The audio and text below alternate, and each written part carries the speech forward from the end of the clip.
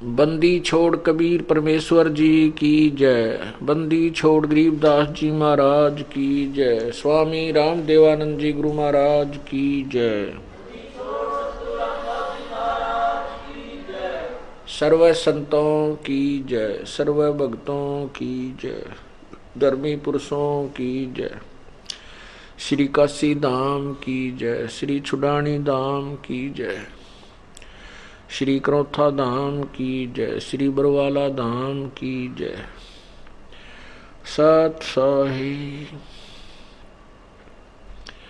गरीब नमो नमो सतपुरुष को नमस्कार गुरु की नहीं। सुर नर मुनि जन साधुआ संतों सर्वस दी नहीं। सतगुरु साहेब संत सब डंडो तम प्रणाम। आगे पीछे मध्य हुए तिनको जा कुर्बान। नराकार निर्विषम काल जाल वैवंदनम निर्लेपम निज निर्गुणम अकलनु बेशुंदनम। सोहम सुरति समाप्तम सकल समाना निर्तलय। उज्ज्वल हिरंबर हरदमम बेपरवा अथाह वार पार नहीं मध्यतम। ग्रीब जो सुमर सिद्ध होई गणनायक गलताना। करो अनुग्रह सोई पारस पद परवाना। आदि गणेश मनाऊं गणनायक देवन देवा। चरण कमल लो लाऊं आदंत करूं सेवा। परम शक्ति संगीतम रिद्धिदाता सोई। अवगत गुण अतीतम सत्पुरुष निर्मोही। जगदम्बा जगदीशम मंगल रूप मुरारी। तन मन अर्पों शीशम भक्ति मुक्ति भंडारी। सुर नर मुनि जन ध्यावे ब्रह्मा विष्णु महेशा। शेष सहस मुख गावे पूजे आदि गणेशा। इंद्र कुबेर सरीखा वरुण धर्म राय ध्यावे। सुमृत जीवन जी का मन इच्छा फल पावे। 33 कोटि आधारा ध्यावे 88। उतरे भव जल पारा कट है यम की फांसी। 33 कोटि आधारा ध्यावे 88। उतरे भव जल पारा कट है यम की फांसी। सत्साही कर जोरूं विनती करूं। धरूं चरण पर शीश। गुरु राम देवानंद जी महाराज ने दियो नाम बख्शीश। कोटि कोटि सिजदा करूं। कोटि कोटि प्रणाम। चरण कमल में राखियो मैं। बंदी जाम गुलाम।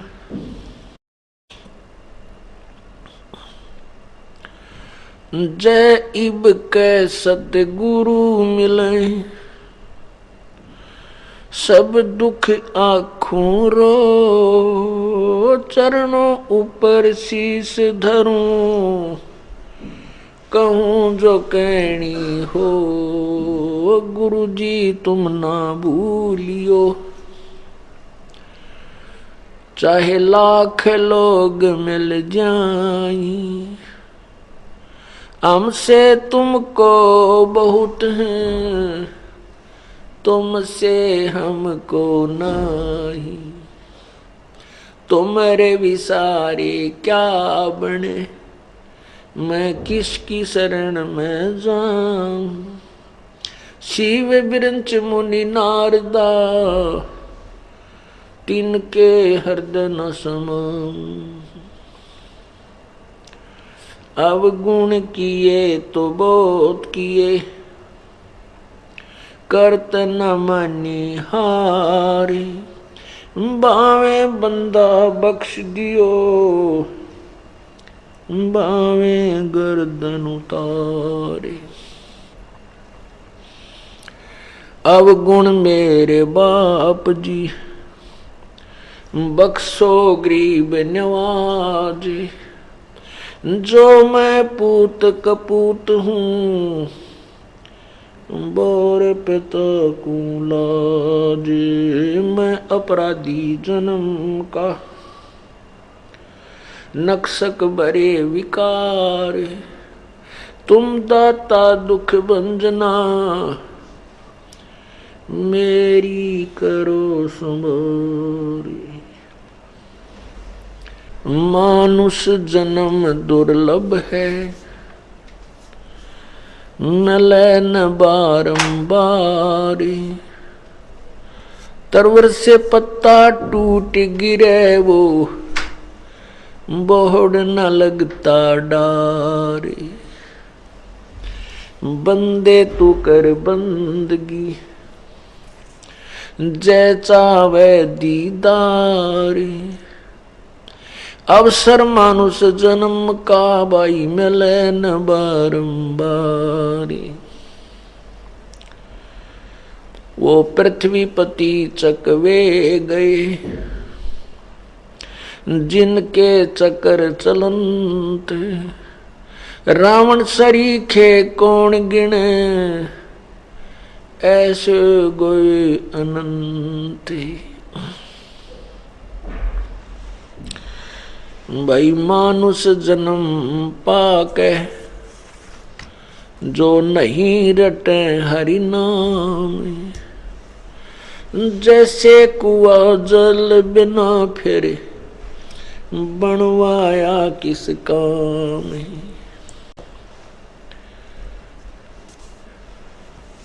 कबीर लूट सको तो लूटियो,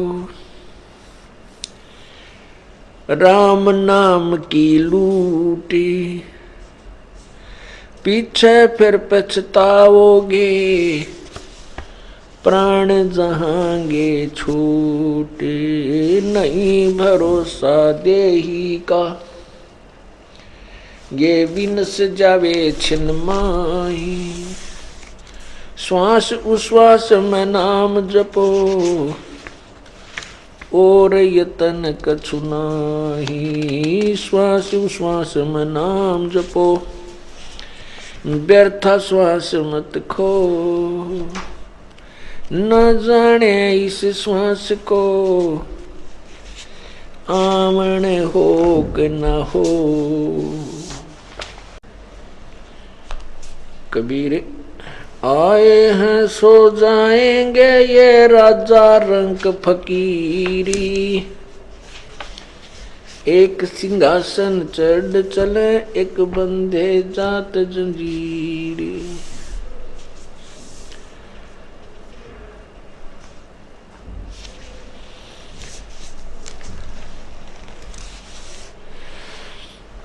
कबीर झूठे सुख को सुख कहें, ये मान रहा मन मोद। ये सकल चबीना काल का, भाई कुछ मुख में कुछ गोदे। साथी हमारे चले गए, भाई हम भी चालन हारी। कोई कागज में बाकी रह रही, तात लगी है वारी। बेटा जाया खुशी हुई, भाई खूब बजाए थाल। ये तो आना जाना लगा हुआ है, ज्यों कीड़ी का नाड़े। पतझड़ आवत देख कर, बन रोवे मन माही। जो ऊंची टहनी पात थे, अब पीले हो जाही। पात झड़नता यूं कहे, सुन भई तरवर राय। अब के बिछुड़े नहीं मिले, न जाने कहाँ गिरेंगे जाए। तरवर कहता पात से, सुनो पात एक बात। यहाँ की यही रीति है, एक आवे एक जात।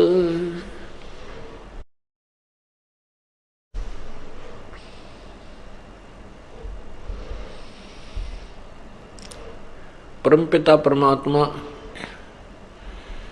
कबीर परमेश्वर सारी सृष्टि के रचनहार, वे स्वयं प्रत्येक युग में प्रकट होते हैं और उस युग में आकर के वे स्वयं अपने अमृत ज्ञान की वर्षा करते हैं, अपने तत्व ज्ञान को, अपने द्वारा रची हुई सृष्टि को वही ठीक ठीक बताते हैं। और वो एक जन साधारण जैसा जीवन जीते हैं, वो स्वयं प्रकट होते हैं और उस समय वो किसी माँ से जन्म नहीं लेते और उस समय वो अपने तत्व ज्ञान को उजागर करते हैं लोकोक्तियों के माध्यम से, दोहों और साखियों के माध्यम से अपने अमृत ज्ञान को उच्चारण करते हैं, जिस कारण से वे प्रसिद्ध कवि की उपाधि भी प्राप्त करते हैं। परंतु वो परमात्मा ही होते हैं। अपने तत्व ज्ञान को साखियों और लोकोक्तियों के माध्यम से प्रचार करने के कारण वे एक कवि कहलाते हैं। वो परमात्मा चारों युगों में ऐसे एक लीला करते हैं, उसके पश्चात वो उस ज्ञान को आधार बना करके वो अपने अनुयायियों को समझाते हैं। तत्पश्चात वो कुछ समय समय पर अपने हंस भेजते रहते हैं या स्वयं भी आ जाते हैं। इसी प्रकार परमात्मा इस कलयुग में जब आए थे, आज से लगभग 600 वर्ष पूर्व, सन 1398 संवत 1455 में प्रकट हुए थे और सन 1518 तक संवत 1575 120 वर्ष प्रभु रहे थे और सहशरीर चले गए थे। वो सहशरीर आए थे। वो परमात्मा आकर हमें याद दिलाते हैं कि जिस लोक में, जिस यहाँ के भगवान ब्रह्म कहो, इसे काल कहो, ज्योति निरंजन कहो, क्षर पुरुष, इसके लोक में आप रह रहे हो, यहाँ कोई भी जीव स्थायी नहीं है, ना कोई अमर है। यहाँ अपना जो जीवन पूरा करते हैं पुण्य और पाप के आधार पर ऊपर के लोकों में, स्वर्ग और नरक में चले जाते हैं। वहाँ अपने पुण्य और पाप को समाप्त करके पुनः फिर इस पृथ्वी लोक पर आ जाते हैं। इसका कारण यह है कि काल भगवान जो यहाँ का प्रभु है, जिसके अंतर्गत 21 ब्रह्मांड आते हैं, इसको एक बीमारी लगी है, इसको एक रोग लगा है। इसकी नालायकी के कारण, इसकी गलती के कारण इसको सजा मिली है कि 1 लाख मानव शरीरधारी प्राणियों का ये आहार करता है और 1.25 लाख उत्पन्न करता है। 1 लाख को खाता है और उससे 25% एक्स्ट्रा ये जीव उत्पन्न करता है। उनको ठिकाने जो 25% एक्स्ट्रा आते हैं और जो अपने कर्म होकर के यहाँ से चले जाते हैं, प्रतिदिन 1 लाख उत्पन्न होती है मानव शरीरधारी और 25% एक्स्ट्रा। तो उनको ठिकाने लगाने के लिए इसने ये 84 लाख प्रकार के प्राणियों के शरीर बनाए हुए हैं। और फिर यहाँ एक कानून बनाया है कि जो जैसे कर्म करेगा उसको इतना ये जन्म भोगना होगा, इतना वो दूसरा जन्म, इतना उस तीसरा जन्म, ऐसे।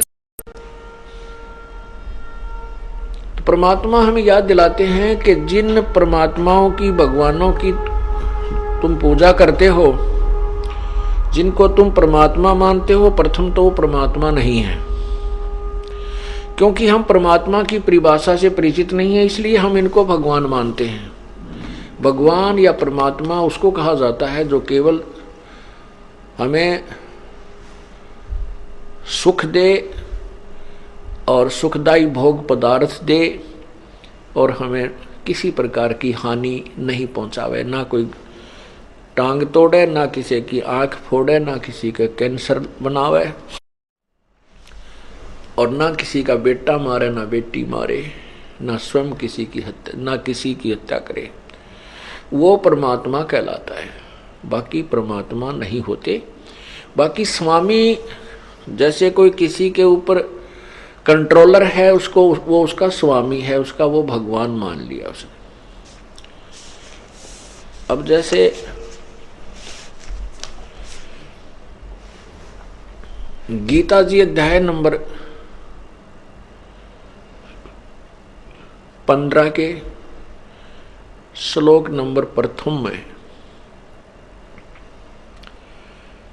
कहा कि ये ऊपर को जड़ वाला, जो ऊपर को जड़ और नीचे को शाखा वाला जो संसार रूपी वृक्ष है,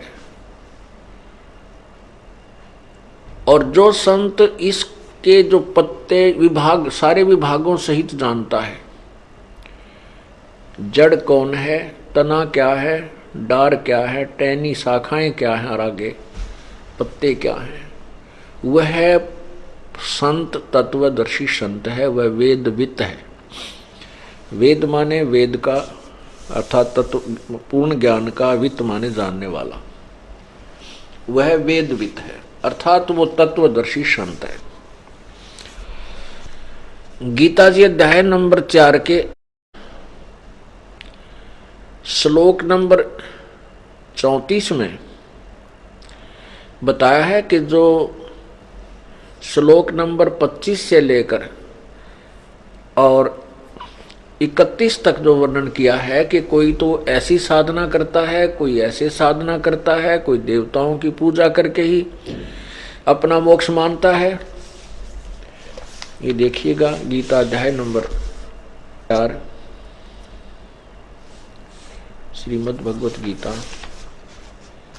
अध्याय नंबर 4 का श्लोक नंबर 25 है।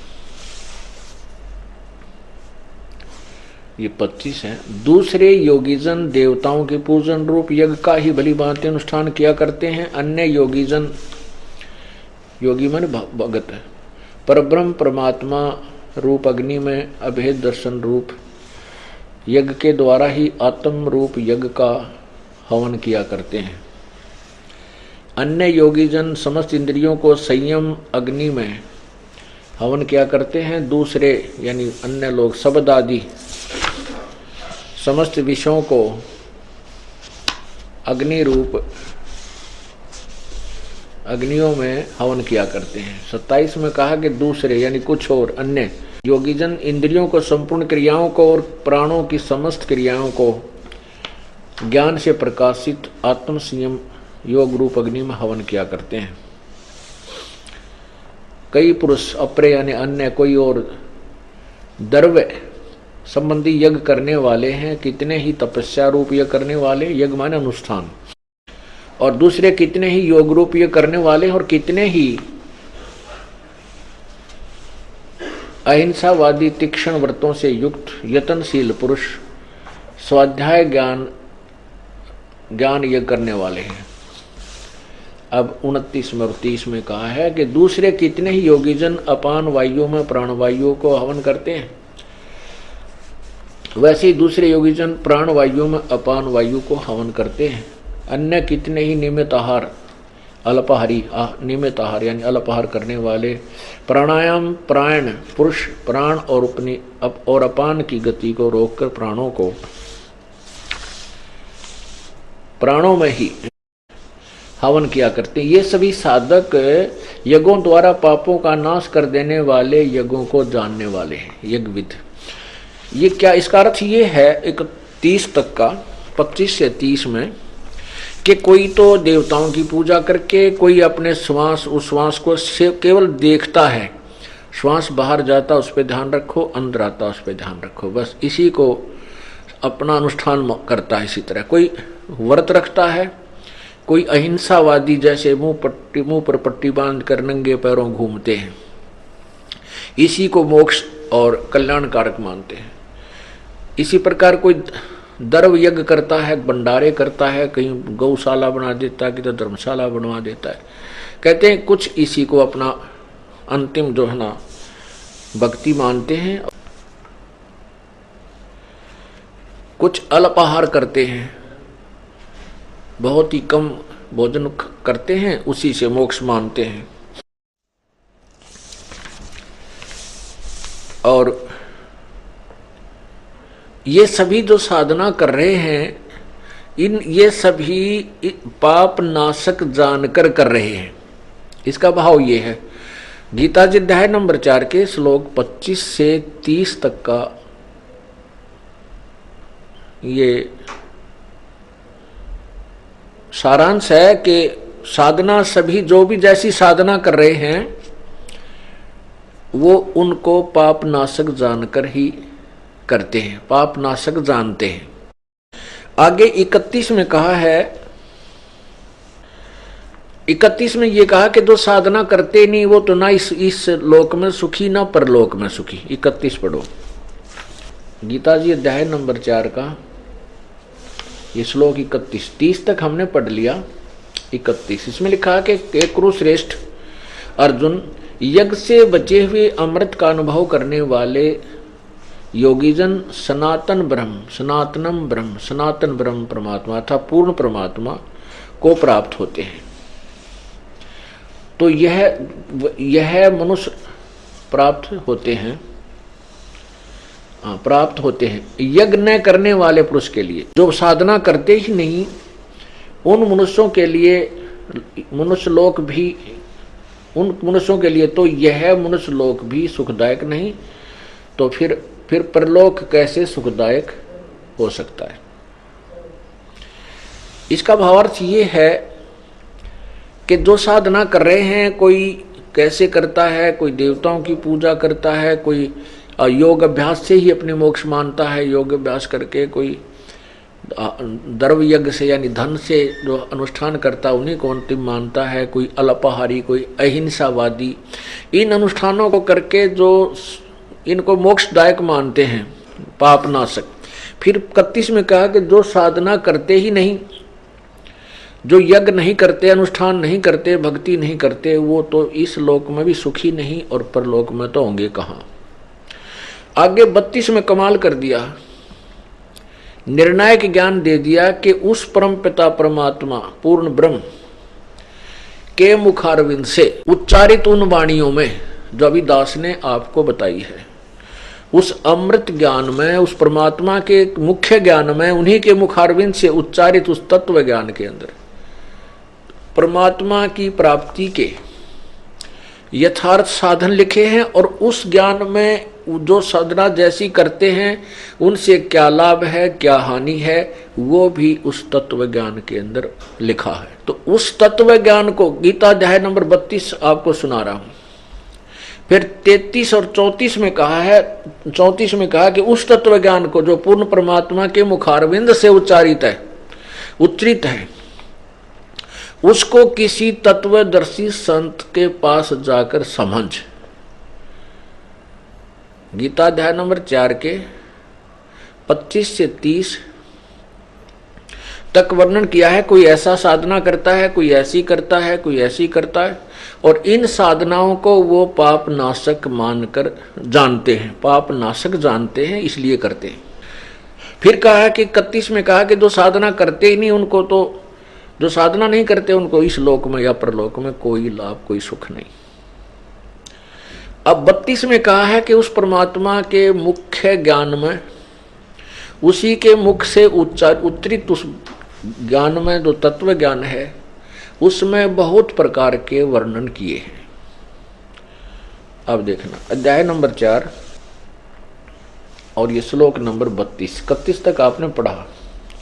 इस प्रकार और भी बहुत तरह के यज्ञ एवं बहुविधा इस प्रकार बहुत तरह के यज्ञ वेद की वाणी में, इन्होंने ब्राह्मण का अर्थ वेद कर दिया, वेद, ये गलत कर दिया। ब्राह्मण का अर्थ होता है पूर्ण परमात्मा यानी बड़े भगवान। अब इन्होंने ब्राह्मण ब्राह्मण ब्राह्मण का अर्थ आपको इन्हीं के करकमलों द्वारा दिखाता हूं। अध्याय नंबर 17 के श्लोक नंबर 23 में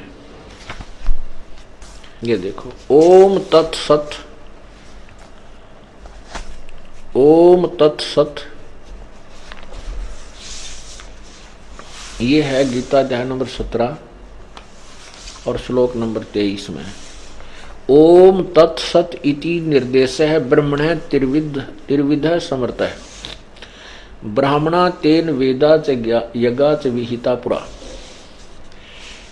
ओम तत्सत ऐसे ही है तीन प्रकार का। ब्रह्मण माने सच्चिदानंद घन ब्रह्म का, ब्रह्मण सच्चिदानंद घन, ब्रह्म का अर्थ है सच्चिदानंद घन ब्रह्म, यानी गीता ज्ञान दाता से अन्य कोई परमात्मा है, सच्चिदानंद घन परमात्मा। ब्रह्मण का अर्थ हुआ सच्चिदानंद घन परमात्मा। अब हम इसका अनुवाद करेंगे तो समझ में आएगा। गीता अध्याय नंबर 4 के श्लोक 32 का इन्होंने क्या लिखा है, एवं बहुविधा यज्ञा विहिता ब्रह्मण मुखे, एवं बहुविधा यज्ञा वितता वितता ब्रह्मण मुखे, कर्मजान विधितान सर्वान एवं ज्ञात्वा विमोक्षसे। इस प्रकार और भी बहुत तरह के, इस प्रकार और भी बहुत तरह के यज्ञ ब्रह्मण ब्रह्मण मुखे, ब्रह्मण माने सच्चिदानंद घन ब्रह्म के, मुखे माने मुख्य वाणी में, उनके मुख के द्वारा उच्चारित वाणी अर्थात तत्व ज्ञान में। फिर देखो, इस प्रकार के बहुत तरह के यज्ञ यानी अनुष्ठान, परमात्मा भक्ति की विधि, बहुत तरह के यज्ञ वेद, यहाँ ब्रह्मण माने पूर्ण परमात्मा सच्चिदानंद घन ब्रह्म यानी सत्पुरुष पूर्ण परमात्मा के मुख्य ज्ञान, मुख के द्वारा उच्चारित उस वाणी में अर्थात तत्व ज्ञान में विस्तार से कहे गए। उन सब को तू कर्म जान यानी कर्म से ही पूरे होने वाले समझ, मन इंद्रियों और शारीरिक क्रिया द्वारा संपन्न होने वाले जान। इस प्रकार तत्व से जानकर ज्ञातवा उनके अनुष्ठान द्वारा तू कर्म बंधन से सर्वथा मोक्ष से विमोक्ष से मुक्त हो जाएगा। अब 33 में क्या कहा है, 33 में ये कहा है कि सर्यान द्रव्यात यज्ञात ज्ञान यज्ञ परंतु सर्वम कर्म अखिलम पार्थ ज्ञाने परिसमाप्यते। कहने का भाव ये है कि तुझे ज्ञान हो जाएगा। ये सभी प्रकार के जो कर्म भिन्न भिन्न प्रकार के साधना जो करते हैं, जब तुझे तत्व ज्ञान हो जाएगा तो ज्ञान यज्ञ ये सर्वश्रेष्ठ है, उस द्रव्य यज्ञ से श्रेष्ठ है। द्रव्य यज्ञ माने जो तुम वैसे देखा देखी बगैर ज्ञान के किसी को दान दे देते हो, कहीं कुछ स्ट्रक्चर बनवा देते हो। कहते हैं उस तत्व ज्ञान को समझने के बाद फिर ये भिन्न भिन्न प्रकार के डले डोने तेरे बंद हो जाएंगे। इसमें सब प्रकार के कर्म समाप्त हो जाएंगे जो शास्त्र में तुम करते हो। इसका अर्थ ये बनता। इन्होंने अनुवाद किया है, हे परंतम अध्याय नंबर 4 का 33, ये 33 है। हे परंतम अर्जुन, द्रव्यमय यज्ञ की अपेक्षा ज्ञान यज्ञ अत्यंत श्रेष्ठ है और यावन मात्र यानी संपूर्ण कर्म ज्ञान में समाप्त हो जाते हैं। अब 34 में देखो, उस ज्ञान को, उस तत्व ज्ञान को, अब कौन से ज्ञान को, जो गीता अध्याय नंबर 4 मंत्र 33 में कहा है, 32 में कहा है कि वो पूर्ण परमात्मा के मुख से उच्चारित जो अमृत वाणी है अर्थात वो तत्व ज्ञान है, उसमें सब प्रकार का भिन्न भिन्न प्रकार से सब ज्ञान कहा है। और फिर 33 में ये कहा कि उस द्रव्य ज्ञान से यानी देखम देखा बगैर ज्ञान के कित दान करते धर्मादि द्रव्य देते, धन देने से ये ज्ञान यज्ञ श्रेष्ठ है, तो ज्ञान समझ। तो अब 34 में कहा कि उस ज्ञान को जो गीता अध्याय नंबर 4 के 32 में आपको बताया है कि परमात्मा के मुख्य ज्ञान में और उन्हीं के मुखारविंद से उच्चारण हुआ जो ज्ञान है, उस ज्ञान को तू तत्वदर्शी संतों के पास जाकर सुन। क्योंकि अपना ज्ञान तो गीता में दे ही रहा है। गीता ज्ञान दाता जो उसको ज्ञान है जो बताना चाहता वो तो गीता में उसने वर्णन कर ही दिया। अब कहा कि उस तत्व ज्ञान को जिसमें संपूर्ण विस्तृत ज्ञान दिया हुआ है, उस तत्व ज्ञान को किसी तत्वदर्शी संतों के पास जा। अब देखो गीता अध्याय नंबर 4 के और ये 34 मंत्र में, तो उस ज्ञान को, कौन से ज्ञान को, जो गीता अध्याय नंबर 4 के और 32 में वर्णन है किया है, उस ज्ञान को तू तत्वदर्शी संतों के पास जाकर समझ। उस ज्ञान को तू तत्वदर्शी ज्ञानियों के पास जाकर समझ। उनको भली भांति दंडवत प्रणाम करने से, उनकी सेवा करने से और कपट छोड़कर सरलता पूर्वक प्रश्न करने से वे परमात्म तत्व को, तत्वदर्शिनी व तत्वदर्शी संत, ज्ञान को जानने वाले ज्ञानी महात्मा तुझे तत्व ज्ञान का उपदेश करेंगे। अब इस यहां से अब 15वें अध्याय का प्रथम मंत्र, 15वें अध्याय का प्रथम मंत्र आपको स्पष्ट कर रहा है कि वो तत्वदर्शी संत कैसा होगा। इसका लिंक यहां जोड़ा। अब ये दास आपको क्लियर करना चाहता, स्पष्ट करना चाहता है, समझाना चाहता है कि परमात्मा किसे कहते हैं, भगवान किसे कहते हैं, भगवान की क्या परिभाषा है, उसकी ये भूमिका बनाई जा रही है। अभी तक भूमिका बन रही है भगवान की डेफिनेशन को समझाने के लिए। भगवान की जो परिभाषा है उसको समझाने के लिए अभी तो ये भूमिका बन रही। अब तत्वदर्शी संत की पहचान 15वें अध्याय के प्रथम मंत्र में ही बताई है। देखिएगा श्रीमद् भगवद गीता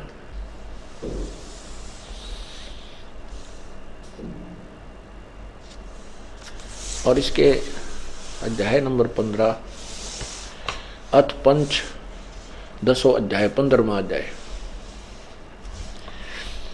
इसमें है कि ऊर्ध्व मूलम, ऊर्ध्व माने ऊपर को, मूलम माने जड़, अधः शाखम नीचे को शाखा वाला, अश्वत्थम प्राहु अवयम, ये मजबूत पीपल का वृक्ष यानी वृक्ष रूपी अविनाशी संसार रूपी वृक्ष कहा है, जो कहा गया है, कहा है छंदासी यस्य पर्णानि ये तम वेद स वेदविद।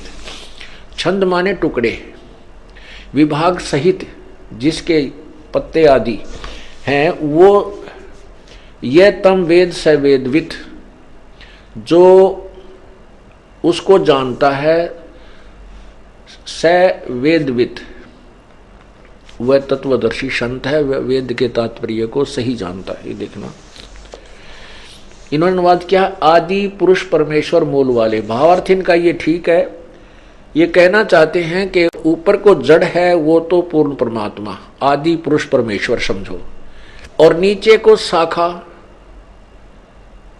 तीनों गुण रूपी रजगुण ब्रह्मा, सतगुण विष्णु, तमगुण शिवजी रूपी शाखाएं हैं।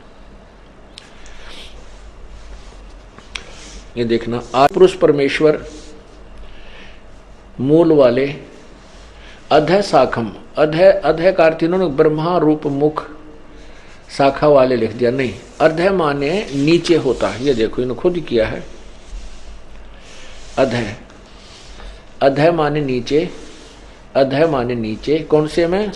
दूसरे ही मंत्र में, ये 15वें अध्याय के दूसरे ही मंत्र में इन्होंने अधः 2 बार लिखा इसमें, इसका यहां अनुवाद किया है, अधः माने नीचे और अधः माने नीचे। तो यहां हम इसके अनुसार अनुवाद करें, क्योंकि तो विचलित थे ये अनुवाद करता, इनको पूर्ण ज्ञान नहीं था। ऊर्ध्व मूलम अधः शाखम, ऊपर को आदि पुरुष परमेश्वर मूल वाले, ये ठीक है। पूर्ण परमात्मा तो ऊपर को जो जड़ है वो तो पूर्ण परमात्मा समझो इस संसार रूपी वृक्ष के। अधः शाखम, नीचे को शाखा वाला। अब ये आपको समझ में आएगा इससे, ये चित्र देखें, ये है उल्टा लटका हुआ संसार रूपी वृक्ष, ये सारा।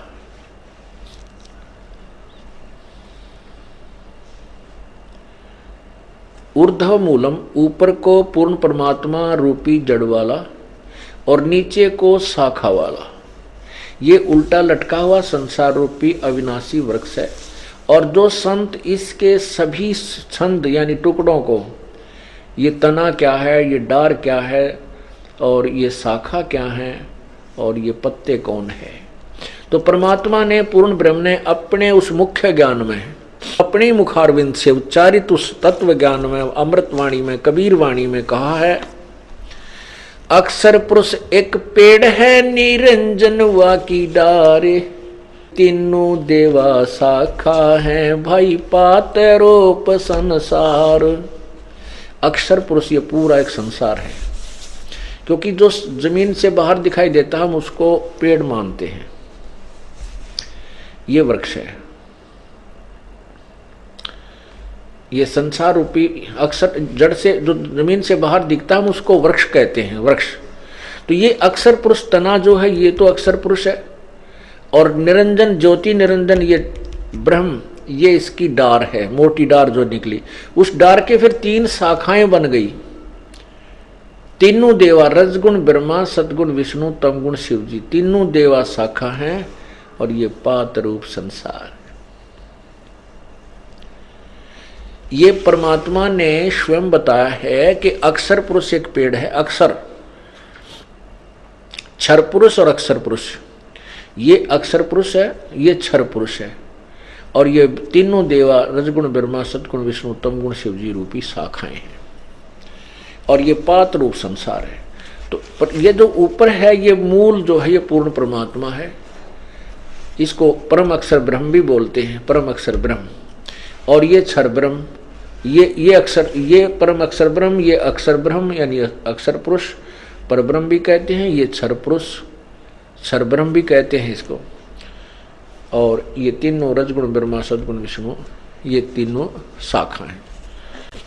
अब पर ये ज्ञान अब समझ में आएगा गीता जी वाला।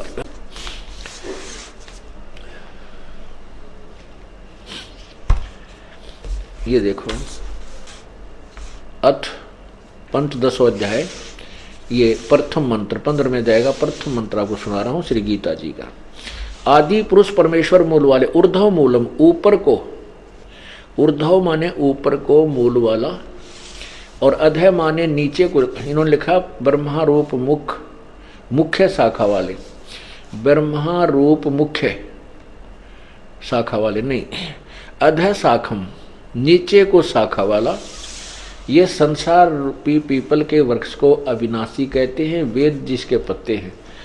छंद माने टुकड़े होता है, छंदासी यस्य प्रणानी, और इसके छंद, इसके टुकड़े जो हैं वो अलग अलग विभाग हैं, उसके पत्ते आदि कहे हैं। उस संसार वृक्ष को जो पुरुष, जो व्यक्ति मूल सहित जड़ से लेकर शाखाओं तक तत्व से जानता है, वह वेद के तात्पर्य को जानने वाला है। तम यह वेद, उसको जो जानता है, वेद माने जानना भी होता है, ज्ञान होता है। स वेदवित, उस वह वेद के तात्पर्य को, अर्थात वो तत्वदर्शी संत है जो इन पूरे संसार रूपी वृक्ष के विभाग सहित बता देता है कि ये तना कौन है, ये जड़ कौन है, ये तना कौन है, ये डार कौन है, और ये शाखाएं क्या है, पत्ते क्या है तत्वदर्शी संत है। ये गीता जी अध्याय नंबर 15 के मंत्र 1 ने स्पष्ट कर दिया तत्वदर्शी संत की पहचान क्या है। तो परमात्मा स्वयं ही ये संत बनते हैं, स्वयं ही भक्त बनते हैं, स्वयं ही दास बनते हैं, और स्वयं ही तत्वदर्शी संत की भूमिका करने आते हैं। और स्वयं ये परमात्मा तो होते ही होते हैं जो सर्व ब्रह्मांडों का संचालन कर रहे होते हैं। तो उन्होंने 600 वर्ष पहले प्रभु ने आकर के ये बताया था, जो दास आज आपको ये ज्ञान प्रभु का दिया हुआ आपके समक्ष प्रत्यक्ष कर रहा है, समझा रहा है, दिखा रहा है, और जिसकी गवाही हमारे सब सदग्रंथ दे रहे हैं, गीता जी, वेद, और जैसा भी अनुभव ऋषियों का था वो पुराण भी हमें इसका समर्थन दे रहे हैं, जो परमात्मा ने 600 वर्ष पहले आकर के अपने साधारण ज्ञान में वो जो सभी सदग्रंथों का ज्ञान समावेश किया हुआ है। अब इसमें आगे देखो, गीता अध्याय नंबर 15 का अंतर 2 देखो, श्लोक 2, ये 2, उस वृक्ष की तीनों गुण रूप जल से बड़ी हुई नहीं, तीनों गुण रूप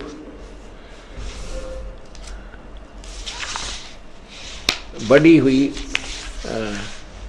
विषय भोग रूप कोपल विषय पर वाला शाखा है।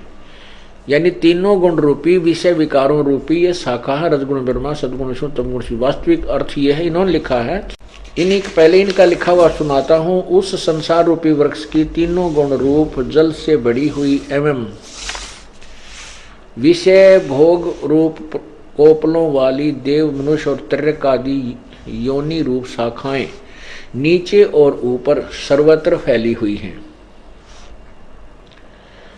मनुष्य लोक में कर्मों के अनुसार बांधने वाली अहमता, ममता और वासना रूप जड़ें भी नीचे और ऊपर सभी लोकों में व्याप्त हो रही हैं। इबनुवाद इन्होंने यहाँ बहुत कुछ घुमा फिरा कर किया है। इसका सीधा सार्थ है कि ऊपर और नीचे ये तीनों गुण, रजगुण ब्रह्मा, सदगुण विष्णु, तमगुण शिव जी रूपी तीनों गुण रूप संसार रूपी वृक्ष की तीनों गुण रूप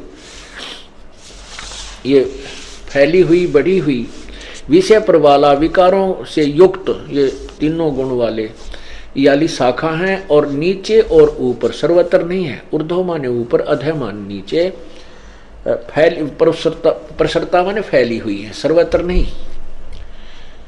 ऊपर और नीचे क्यों कहा? क्योंकि ये एक ब्रह्मांड है। ये एक ब्रह्मांड का चित्र देखें, ये एक ब्रह्मांड का चित्र है, और ये पृथ्वी लोक पर ज्ञान बोला जा रहा है। ये पृथ्वी लोक है, यहां पर ज्ञान बोला जा रहा है। ऊपर ये स्वर्ग है। इस ब्रह्मा विष्णु महेश, रजगुण ब्रह्मा, सदगुण विष्णु, तमगुण शिव जी यहाँ अपने अपनी राजधानी में बैठ करके इन तीन लोक के, पाताल लोक, पृथ्वी लोक और स्वर्ग लोक के प्राणियों को प्रभावित रखते हैं, कंट्रोल करते हैं।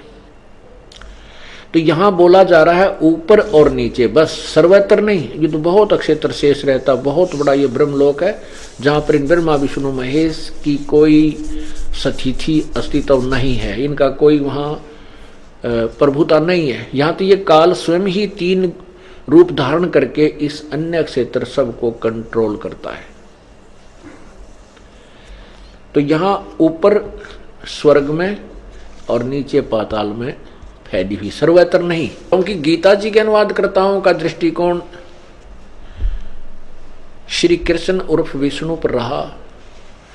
उन्हीं को सर्वशक्तिमान, सृष्टि रचनहार, अजर अमर अविनाशी मान करके श्री कृष्ण से द्वारा ही ये ज्ञान बोला गया, उन लोगों ने जाना, और उन्हीं को सुप्रीम पावर मान करके गीता जी के ज्ञान का अर्थों में अज्ञान कर डाला, अनर्थ कर डाला। अब तीन गुण, रजगुण ब्रह्मा, सदगुण विष्णु, तमगुण शिव जी हैं। अब ये थोड़ा सा प्रमाणित करना पड़ेगा, क्योंकि ये एक ऐसा जटिल ज्ञान बना दिया इन अज्ञानी संतों ऋषियों ने कि अब आंखों देखकर ही माना जा सकता है। रजगुण ब्रह्मा है, सतगुण विष्णु, तमगुण शिव जी, ये हम आपको प्रमाणित करते हैं। कहां से? ये पढ़िएगा, श्रीमद् देवी भागवत। यह है अथ श्री देवी श्री अथ देवी भागवतम भाषा टीकम सहमातम खेमराज श्री कृष्ण चंद्र दास प्रकाशन बम्बई 4। इसके तीसरे स्कंद में ये देखिएगा, अथ श्री मद देवी भागवते भाषा टीका युक्ते तृतीय स्कंद है प्रारंभते। ये तीसरा स्कंद प्रारंभ होता है। यहाँ देखिएगा अध्याय 5 में भाषा टीका तृतीय अध्याय तृतीय स्कंद है अध्याय 5। इसमें अध्याय 5 में और श्लोक नंबर 7 में देखना, 8 में 7वां समाप्त हुआ। भगवान शंकर जी स्वयं स्वीकार कर रहे हैं, हे माता दुर्गा से कह रहे हैं, हे माता यदि हमारे ऊपर सदा आप दयायुक्त हो तो हमको तमोगुण किस प्रकार प्रदान किया है, ब्रह्मा रजोगुण और हरि सतोगुण।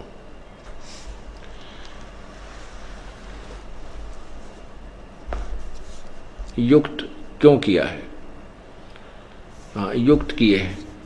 युक्त किए, किस लिए युक्त किए हैं? हे माता यदि हमारे ऊपर सदा आप दयायुक्त हो तो हमको तमोगुण में किस प्रकार प्रदान किया है, ब्रह्मा रजोगुण और हरि सतोगुण युक्त किए हैं। अब ये संस्कार देखो, ये सातवां समाप्त हुआ। 8वां यहां से, यदि दाधर्मना न सदाम्बिके कथम है विहिता चाहे तमोगुण है। मुझे तमोगुण किस प्रकार बनाया है माता, कमलजय यानी कमल से उत्पन्न होने वाले ब्रह्मा को रजोगुण संभाव सुहिता किमु सतोगुण हरि, और इस विष्णु को आपने सतोगुण क्यों बनाया। इति सिद्धम रजगुण ब्रह्मा है, सतगुण विष्णु तमगुण शिव जी। अब ये देखिएगा गीता प्रेस गोरखपुर से प्रकाशित, इसमें प्रमाणित करते हैं। श्रीमद देवी भागवत सचित्र मोटा टाइप, संपादक हनुमान प्रसाद पोदार, चिमन लाल गोस्वामी। और इसके प्रकाशक कहाँ से हैं? प्रकाशक में मुद्रक है गीता प्रेस गोरखपुर, गोविंद भवन कार्यालय कोलकाता का संस्थान। ये इनके फोन नंबर हैं। इसके तीसरे स्कंद में और उसी 5वें अध्याय में अर्थात 123 पृष्ठ पर देखिएगा, विष्णु जी कह रहे हैं कि हम नाशवान हैं, अविनाशी नहीं है। ये पृष्ठ नंबर 123 और तीसरा स्कंद। विष्णु जी दुर्गा की महिमा गाते हैं और अपनी स्थिति उनके सामने यथार्थ बता रहे हैं। तुम शुद्ध स्वरूपा हो, यह संसार सारा संसार तुम ही से उद्भासित हो रहा है। मैं ब्रह्मा और शंकर हम सभी तुम्हारी कृपा से विद्यमान हैं। हमारा आविर्भाव माने जन्म और तिरोभाव माने मृत्यु हुआ करता है। केवल तुम ही नित्य हो, जगत जननी हो, प्रकृति और सनातनी देवी हो। ये प्रकृति शब्द याद रखो, दुर्गा की का ही नाम है प्रकृति। अब शंकर भगवान कह रहा है, भगवान शंकर बोले, देवी यदि महाभाग विष्णु तुम्ही से प्रकट हुए हैं तो उनके बाद उत्पन्न होने वाले ब्रह्मा भी तुम्हारे ही बालक हुए। फिर मैं तमोगुणी लीला करने वाला शंकर क्या तुम्हारी संतान नहीं हुआ, अर्थात मुझे भी उत्पन्न करने वाली तुम ही हो। आगे इसी में नीचे देखो 123 पृष्ठ पे, इस संसार की सृष्टि सचिथि और संहार करने में तुम्हारे गुण सदा समर्थ हैं। इन्हीं तीनों गुणों से उत्पन्न हम ब्रह्मा विष्णु और शंकर नियमानुसार कार्य में तत्पर रहते हैं। ये सिद्ध हुआ कि एक तो प्रकृति दुर्गा को कहते हैं, दूसरा सिद्ध हुआ ब्रह्मा विष्णु महेश नासवान है, अजर अमर नहीं है। तीसरा ये सिद्ध हुआ कि दुर्गा के बेटे हैं, दुर्गा से उत्पन्न हुए हैं। अब इस पवित्र गीता जी को आप अच्छी तरह समझ सकोगे, क्योंकि गीता जी बहुत ही सारांश है चारों वेदों का, और ये कोड वर्डों में है ज्यादातर। यजुर्वेद अध्याय नंबर 19 के मंत्र 25 में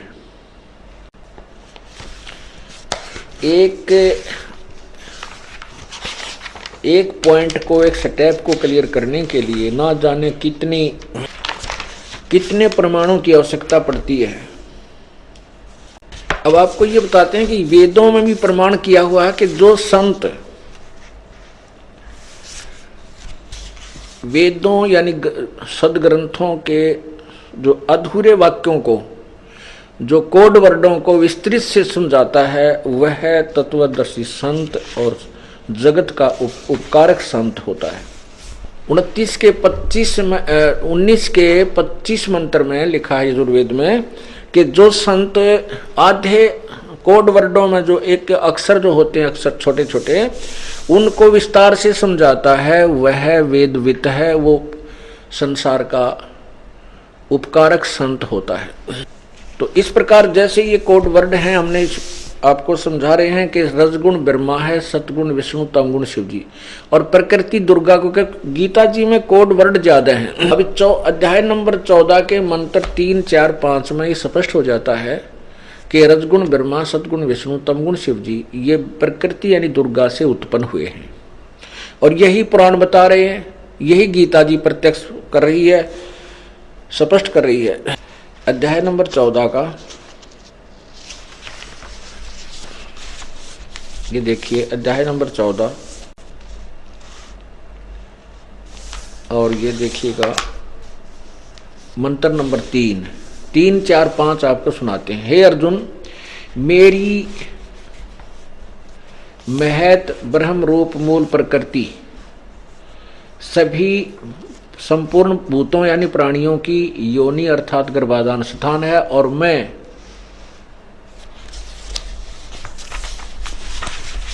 उस योनि में चेतन समुदाय रूप गर्भ को स्थापन करता हूं, ततः उससे वैसे उज्जड़ चेतन संयोग से सब भूतों की यानी प्राणियों की उत्पत्ति होती है। 4 में कहा है, हे अर्जुन, नाना प्रकार की सब प्राणी योनियों में जितनी मूर्तियां और शरीरधारी प्राणी उत्पन्न होते हैं, प्रकृति, ये प्रकृति शब्द देखना, उन सब की गर्भ धारण करने वाली माता है, मैं बीज स्थापन करने वाला पिता हूं। अब 5 में स्पष्ट हो जाता है, हे अर्जुन, सतगुण, रजगुण और ब्रह्मा ये प्रकृति से उत्पन्न तीनों गुण अविनाशी जीवात्मा को शरीर में बांधते हैं, फंसा कर रखते हैं। अब हम अपने उसी पॉइंट पर आते हैं जहां से हमने प्रारंभ किया कि रजगुण ब्रह्मा है, सतगुण विष्णु, तमगुण शिव जी। और गीता जी अध्याय नंबर 15 के अब श्लोक नंबर 2 को फिर देखिए। अध्याय नंबर 15 का अब ये दूसरा श्लोक ठीक समझ में आ जाएगा।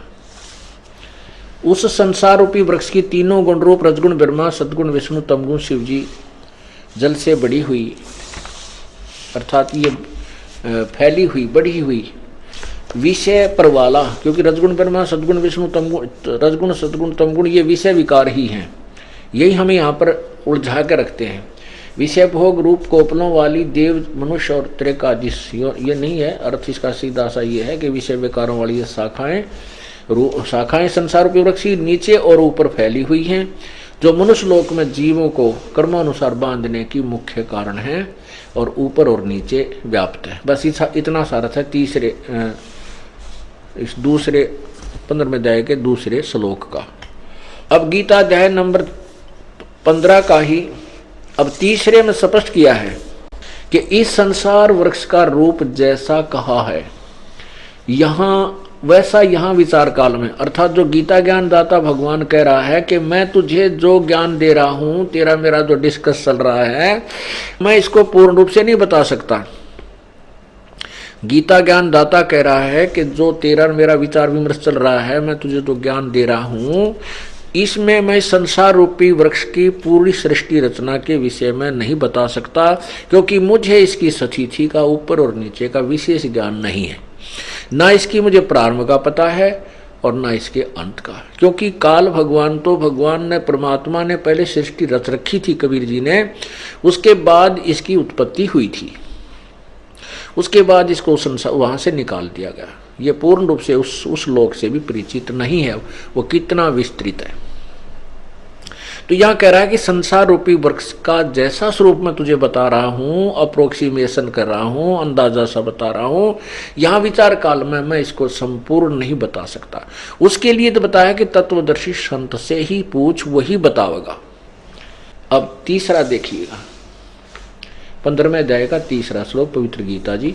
इस संसार वृक्ष का स्वरूप जैसा कहा है, जो मैं बोल रहा हूं, वैसा यहां विचार काल में नहीं है, तेरे मेरे डिस्कशन में नहीं पाया जाता, क्योंकि न तो इसका आदि और न अंत तथा न इसकी अच्छी प्रकार सतिथि है।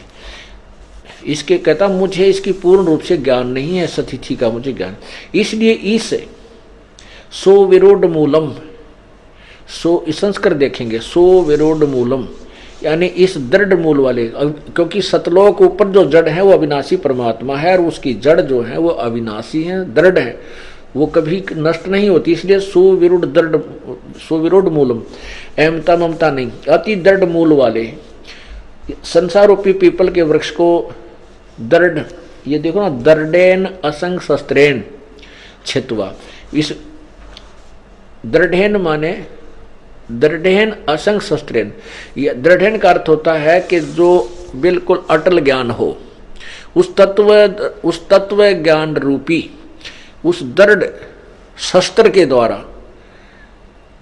अब हमने लोहा काटना है, लकड़ गेल काटना तो कैसे कटेगा, वो तो लोहे से लोहा ही काटा जाएगा, दृढ़, उससे भी दृढ़ हो। तो ऐसे इस उलझी हुई संसार सृष्टि तत्व ज्ञान रूपी, आध्यात्मिक ज्ञान रूपी उलझी हुई गुत्थी को इस संसार, इस दृढ़ शस्त्र के द्वारा, तत्व ज्ञान रूपी शस्त्र से इसको काट के, इनको यानी तत्वदर्शी संत के पास जाकर इस उलझी हुई गुत्थी को समझकर, उसके पश्चात अब देखो 15वें अध्याय का चौथा श्लोक इससे लिंक होता है तीसरे से, ये देखिएगा, ये संबंधित है ये चौथा श्लोक। उसके पश्चात यानी तत्व ज्ञान को समझने के पश्चात, तत्व ज्ञान उस तत्वदर्शी संत से प्राप्त करने के पश्चात, उस परम पद तत्पदम, उससे परमेश्वर के परम पद होना चाहिए, उस परम पद रूप परमेश्वर को भली भांति खोजना चाहिए, जिसमें गए हुए पुरुष फिर लौटकर संसार में नहीं आते, और जिस परमेश्वर से पुरातन संसार रूपी वृक्ष की प्रवृत्ति विस्तार को प्राप्त हुई, अर्थात जिसने संसार रूपी वृक्ष की सृष्टि की रचना की है, जिस परमात्मा ने, उसी आदि पुरुष नारायण की मैं शरण हूं। गीता ज्ञानदाता कहता मैं भी उसी की शरण में हूं। इस प्रकार दृढ़ निश्चय करके उस परमेश्वर का मनन और निधिध्यासन करना चाहिए। अब गीता ज्ञानदाता ने कहा है कि तत्वदर्शी संत कैसा है, वो क्या विशेषण है उसके, और फिर जब तत्वदर्शी संत मिल जावे, तत्व ज्ञान तुझे हो जावे, उस तत्व ज्ञान से पूर्ण रूप से समझकर उसके पश्चात उस परम पद, उस परमेश्वर के परम पद की खोज करनी चाहिए, उस सतलोक की, के जहां जाने के बाद फिर साधक कभी जन्म मृत्यु में नहीं आता। अपनी सतिथि बताते हुए गीता ज्ञानदाता चौथे अध्याय के 5वें श्लोक और 9वें श्लोक में, और दूसरे अध्याय के 12वें श्लोक में स्पष्ट करता है अपनी सती जी के, मैं नाशवान हूं, मेरा जन्म मृत्यु होता है और तू भी, लेकिन अविनाशी तो केवल एक ही परमात्मा है, वहीं हमने पहुंचना है इस सारे ज्ञान को समझकर। गीता अध्याय नंबर 2 श्लोक नंबर 12, न तो ऐसा ही है कि मैं किसी काल में नहीं था, गीता ज्ञानदाता कह रहा था, अथवा तू नहीं था, अथवा ये राजा लोग जो सामने सैनिक खड़े हैं, राजा खड़े नहीं थे, और न ऐसा ही है कि इससे आगे हम सब नहीं रहेंगे। क्या सिद्ध हुआ? गीता ज्ञानदाता कह रहा है कि अर्जुन, तू, मैं और ये सामने जितने राजा लोग खड़े हैं, ये पहले भी जन्म में थे और आगे भी जन्म होता रहेगा अपना, और वर्तमान में भी है।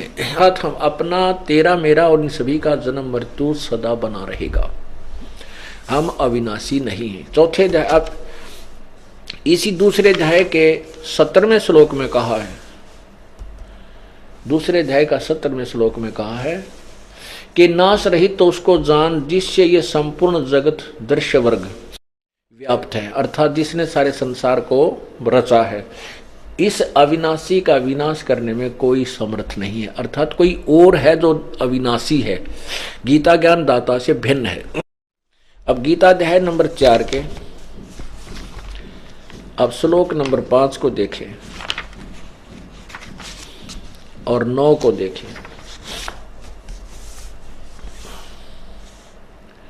गीता अध्याय नंबर 4 और ये 5वां श्लोक है।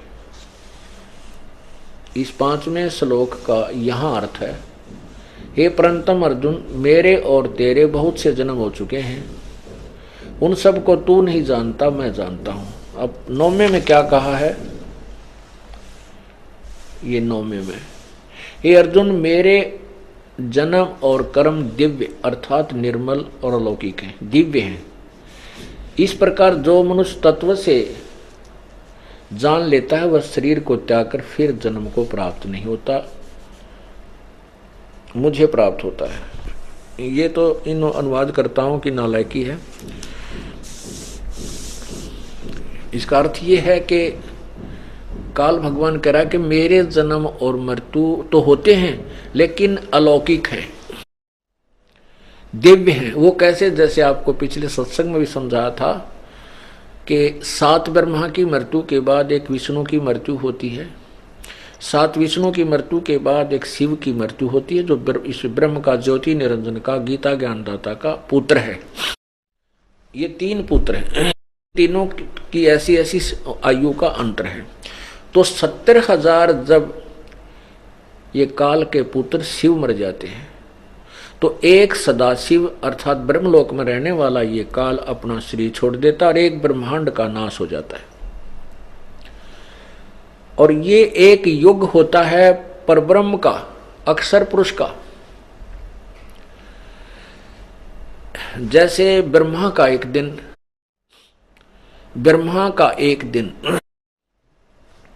1008 चतुर्युग का होता है, उसको हम सीधा 1000 युग लेते हैं, चतुर्युग 1000 चतुर्युग लेते हैं।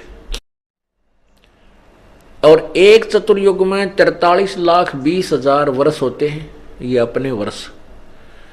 ये मानव के जो वर्ष हैं ये 43,20,000 एक चतुर्युग यानी 4 युग में, सतयुग, त्रेता, द्वापर और कलयुग, इन चारों में 43,20,000 वर्ष होते हैं।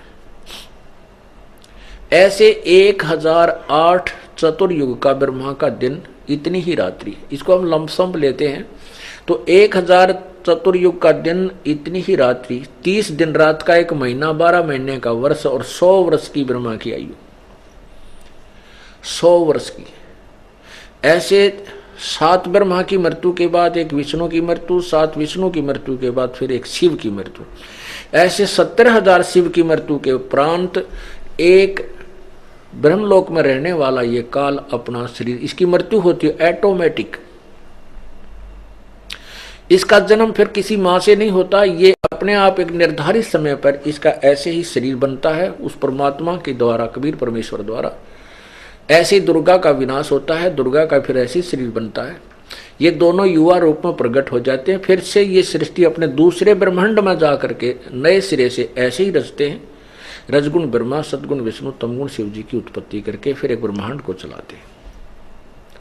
तो जो इस एक ब्रह्म की मृत्यु हुई, गीता ज्ञान दाता की मृत्यु हुई, ये एक युग हुआ परब्रह्म का अर्थात अक्षर पुरुष का।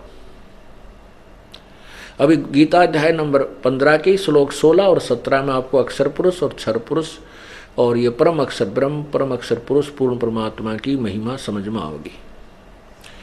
तो ये जो एक युग हुआ परब्रह्म का, एक काल की मृत्यु होती है जब उसका एक ब्रह्मलोक में जो एक ब्रह्मांड का विनाश होता है, तब एक युग होता है परब्रह्म का। ऐसे ही 1000 युग का परब्रह्म का दिन, इतनी ही रात्रि। नोट चतुर्युग, यहाँ चतुर्युग नहीं है। चतुर्युग केवल ब्रह्मा के दिन और रात में आता है और परब्रह्म के अंदर केवल युग होता है। 1000 युग का परब्रह्म का दिन इतनी ही रात्रि होती है। ऐसे ही 30 दिन रात का एक महीना, 12 महीने का वर्ष और 100 वर्ष की अक्षर पुरुष अर्थात परब्रह्म की आयु होती है, उसका भी विनाश होता है। अब इसके लिए आपको 8वें पवित्र गीता जी अध्याय नंबर 8 का सहयोग लेना होगा। किसको समझने के लिए?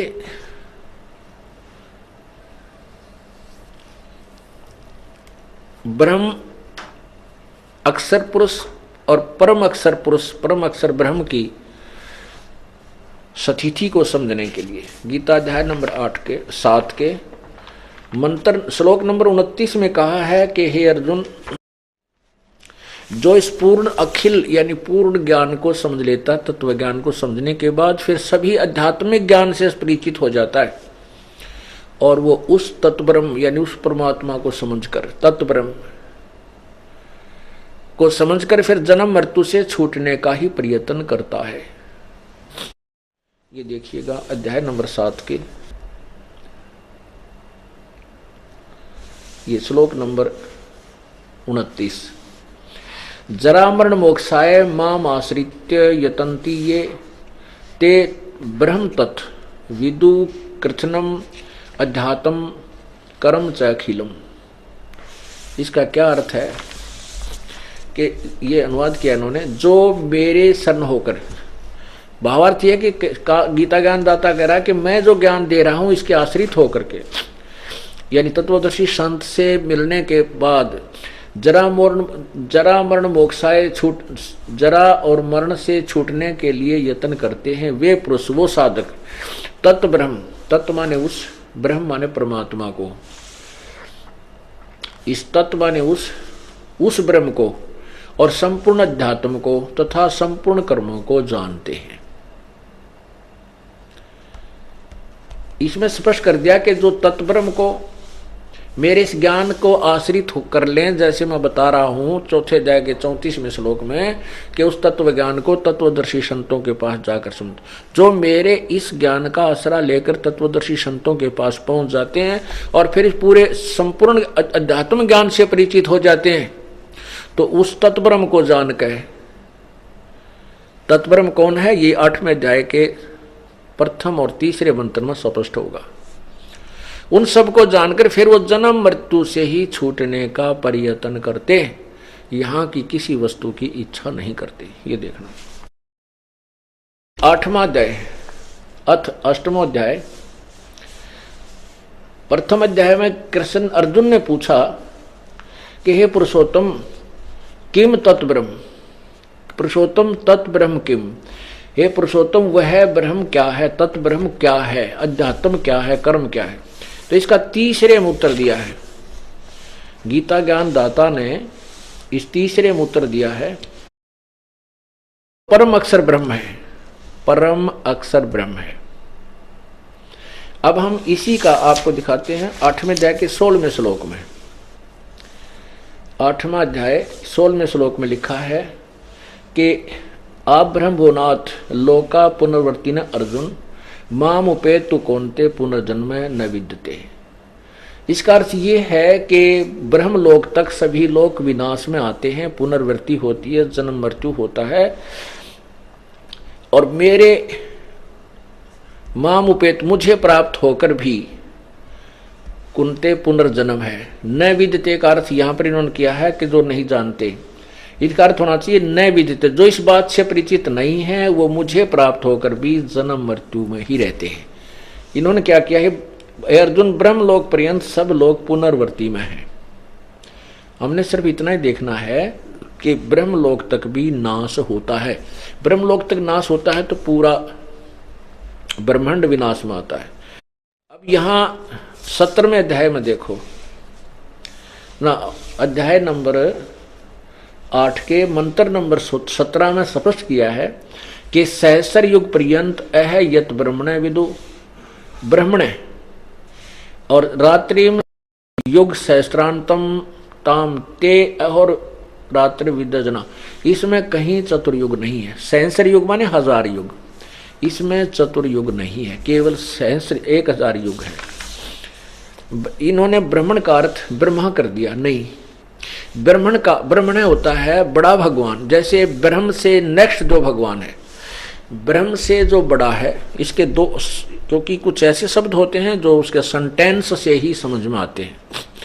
तो यहाँ जो सेंटेंस बनता है कि जो ब्रह्म से नेक्स्ट जो परमात्मा बड़ा भगवान है वो ब्रह्म है, उसका एक दिन, क्योंकि पूर्ण ब्रह्म का तो दिन रात का मतलब है नहीं, उसके वहां तो कोई दिन रात है ही नहीं, उसकी तो आयु से संबंध ही नहीं है। आयु जहां तक चल रही है, जिसका समय निर्धारित है, वो ब्रह्म और परब्रह्म तक ही, और नीचे के देवताओं का ही है, और हम मनुष्यों का।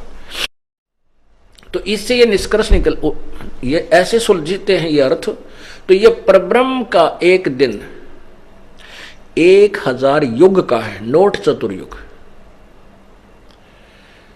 इन बातों से हम निष्कर्ष निकालेंगे, क्योंकि गीता एक बहुत ही पवित्र सदग्रंथ है और इसमें बहुत ही गूढ़ ज्ञान है, और इस गूढ़ ज्ञान को समझने के लिए तत्वदर्शी संत की ही आवश्यकता पड़ती है, और बाकी इसका अनुवाद नहीं कर सकते। ठीक है, शब्दों का अनर्थ करके चाहे वो किसी तरह गढ़ दिया इन्होंने, और अभी तक जनसाधारण को मूर्ख भी खूब बना लिया, क्योंकि जनसाधारण को स्वयं ज्ञान नहीं था। अब टीचर गलत पढ़ाता है तो विद्यार्थी क्या समझे, 1 2 20 100 1000 लाख टीचर ही गलत पढ़ा रहे हैं किसी अध्याय को, तो विद्यार्थी सेट हो जाते हैं, चाहे वो भले ही गलत है। अब जो तत्व, जो सही टीचर आता है, फिर उसको ठीक कराता है, फिर उनके सामने प्रत्यक्ष करता है, तो वो उसको ठीक समझ लेते हैं। तो इसमें इस परब्रह्म का एक दिन 1000 युग का है, और इतनी ही रात्रि होती है।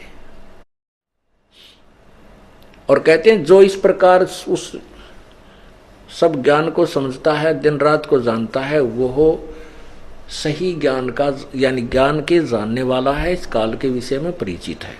इसका अर्थ ये है। अब हम 15वें अध्याय पाते हैं और उसी प्रकरण पर आते हैं कि भगवान किसे कहते हैं।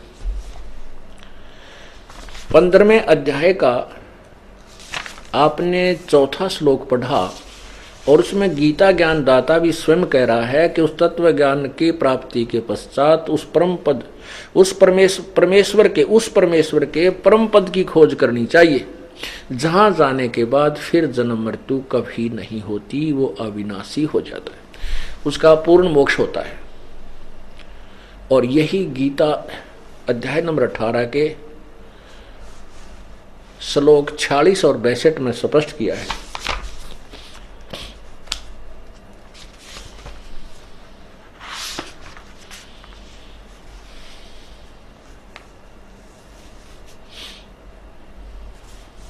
ये देखना, गीता अध्याय नंबर 18 इसके 46 में कहा है कि जिस परमेश्वर से संपूर्ण प्राणियों की उत्पत्ति हुई है और जिससे यह समस्त जगत व्याप्त है, उस परमेश्वर की अपने स्वाभाविक कर्मों द्वारा पूजा करके परम सिद्धि को प्राप्त हो जाता है। 18वें अध्याय के 62वें श्लोक में कहा है, यह स्वाभाविक कर्मों का तात्पर्य है कि जैसे भी चारों वर्णों के अपने अपने डिवाइडेड कर्म हैं, जॉब हैं, उनको करते हुए, जैसे ब्राह्मण, क्षत्रिय, वैश्य और शूद्र के, उन स्वाभाविक काम अपने काम करते करते कर्म योगी होकर के आप उस परमात्मा को प्राप्त कर सकते हैं। ये देखना, गीता अध्याय नंबर 18 का ये 62 में कहा है कि हे भारत, सब प्रकार से उस परमेश्वर की शरण में जा, उस परमात्मा की कृपा से ही तू परम शांति को तथा सनातन परम धाम को प्राप्त होगा। शाश्वतम स्थानम, सदा रहने वाले स्थान यानी सत्यलोक को प्राप्त होगा। अब फिर आइए 15वें अध्याय का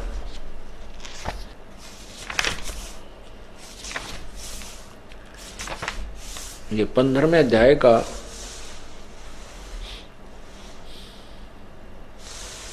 और ये 16वां श्लोक है। दिवौ इमौ पुरुष लोके क्षर च अक्षर एवं च क्षर सर्वाणी भूतानि कटुस्थ अक्षर उच्यते। अनुवाद इसका किया है कि इस संसार में नाशवान और विनाशी भी ये दो प्रकार के पुरुष हैं। पुरुष माने प्रभु, स्वामी, भगवान कहो। लेकिन इसका जो परिभाषा हम आपको समझाने चले हैं प्रभु की, अब यहाँ प्रारंभ होती है। अभी तक ये इसकी भूमिका बनी है। अब देखना, इस संसार में नाशवान और विनाशी भी ये दो प्रकार के पुरुष यानी प्रभु हैं। और संपूर्ण प्राणियों के, इन्हीं के लोक में संपूर्ण प्राणियों के शरीर नाशवान है और जीवात्मा अविनाशी कहा जाता है। अब ये अक्षर पुरुष और क्षर पुरुष, क्षर पुरुष ये क्योंकि ये जो पुरुष है, देव जो पुरुषों हैं, इनको हम यहाँ लगा सकते हैं। ये क्षर पुरुष और अक्षर पुरुष, क्षर पुरुष माने ये ब्रह्म और अक्षर पुरुष माने ये परब्रह्म भी दो प्रकार के परमात्मा हैं, प्रभु हैं। और इनके लोकों में सभी प्राणियों तो शरीर के नाशवान हैं और जीवात्मा अविनाशी कहा। तो जैसे अभी आपने परब्रह्म की भी आयु की सीमा देखी और ब्रह्म की भी। जब परब्रह्म का एक दिन समाप्त होगा, 1000 युग का, चतुर्युग नहीं, ब्रह्म का, हाँ ब्रह्म का, परब्रह्म का, अक्षर पुरुष का जब एक दिन समाप्त होगा जो 1000 युग का होगा। एक युग आपको बताया कि 70,000 त्रिलोकीय शिव की मृत्यु के बाद एक काल मरेगा जो एक ब्रह्मलोक में रहता है। वह 3 रूप में रहता है, ब्रह्मा, विष्णु और शिव रूप में। ऐसे ही उसी अवधि से वहाँ वो अपना ब्रह्मा वाला शरीर छोड़ता है, ऐसे फिर विष्णु वाला छोड़ता है, लास्ट में वो शिव वाला शरीर छोड़ता है। तब एक ब्रह्मांड का विनाश होता है और परब्रह्म का यानी अक्षर पुरुष का एक युग होता है। ऐसे 1000 युग का जब परब्रह्म का दिन समाप्त होता है तो 21 ब्रह्मांड का विनाश होता है। इस परब्रह्म, इन ब्रह्म के काल के 21 ब्रह्मांड का विनाश हो जाता है। और ये सभी प्राणी परब्रह्म के लोक में अलग अलग स्थान पर रख दिए जाते हैं, उनके कर्म अनुसार अलग अलग वहां रखे जाते हैं। और जब उसका फिर रात्रि समाप्त हो जाती है, पुनः दिन प्रारंभ होता है, फिर दुर्गा और काल ऐसे ही उत्पन्न होते हैं। फिर उनके कर्म अनुसार वो सभी जीव नीचे भेज दिए जाते हैं और वो कर्म अनुसार उनकी फिर उत्पत्ति वहीं काल और दुर्गा और उससे होती रहती है। ऐसे ये फिर शुरू हो जाता है। तो ये होया कि परब्रह्म की भी मृत्यु है, क्योंकि 100 वर्ष परब्रह्म की 100 वर्ष की आयु है अक्षर पुरुष की, लेकिन वो वर्ष बहुत लंबे चौड़े, इसलिए इसको भी अक्षर पुरुष कह दिया। लेकिन वास्तव में अक्षर पुरुष नहीं, अवास्तव में अविनाशी नहीं है ये, क्योंकि इसका भी नाश होता है। जैसे एक ये चाय पीने का प्याला होता है, सफेद सा बना हुआ मिट्टी का, ये तो क्षर पुरुष और इसके प्राणियों की सतिथि मानो। और स्टील से बना हुआ जो पात्र हो, प्याला हो, कप है, वो समझो परब्रह्म यानी अक्षर पुरुष की सतिथि, उसका शरीर, उसके प्राणियों की सतिथि। लेकिन स्टील को भी जंग लगेगा, अंत में इसका विनाश होगा। लेकिन उस मिट्टी, उस चीनी सफेद प्याले की तुलना में वो अविनाशी यानी काफी स्थायी नजर आता है भी, लेकिन वास्तव में अविनाशी नहीं। वास्तव में विनाशी जो है सोना है, गोल्ड है, धातु, इसका विनाश नहीं होता, इसको कोई जंग नहीं लगता।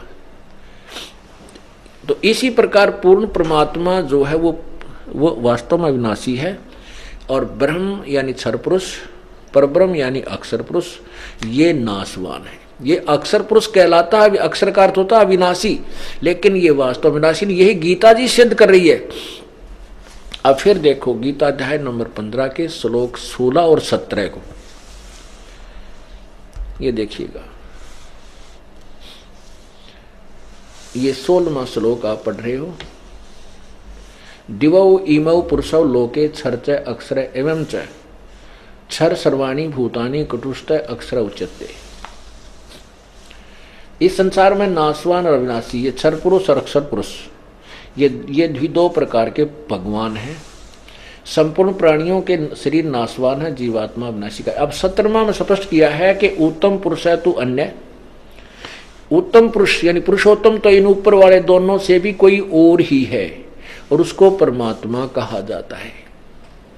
वह वास्तव में परमात्मा कहा जाता है, परमात्मा इति उदाहरते। और यह लोग त्रयम् अविश्य विभर्ति अव्यय ईश्वर, अव्यय माने अविनाशी, अव्यय माने अविनाशी, वो अविनाशी प्रभु है, अविनाशी परमात्मा है, परमेश्वर है।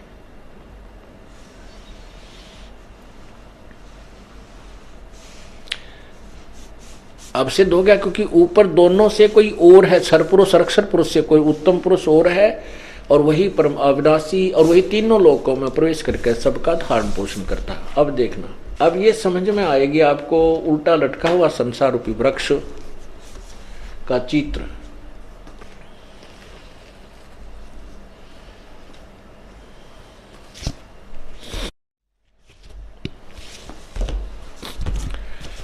अब यहां ये जड़ है। अब देखना, उत्तम पुरुष है तो ये है परम अक्षर ब्रह्म, जो है वो परम अक्षर ब्रह्म है, और ये ऊपर को जड़ वाला ये पूर्ण परमात्मा है। इस जड़ से सबको, यानी तना में खुराक गई, तना से डार में, डार से ब्रह्मा विष्णु महेश रूपी शाखाओं में, फिर हमें प्राप्त हुई पत्तों को। तो ये क्या लिखा है कि जो लोग तीनों लोकों में प्रवेश करके, यह लोक त्रयम् अविश्य विभर्ति, अविश्य, अविश्य माने जो प्रवेश करके, तीनों लोकों में प्रवेश करके सबका धारण पोषण भी वही पूर्ण परमात्मा ही करता है, और वही अविनाशी परमेश्वर परमात्मा इस प्रकार कहा गया है।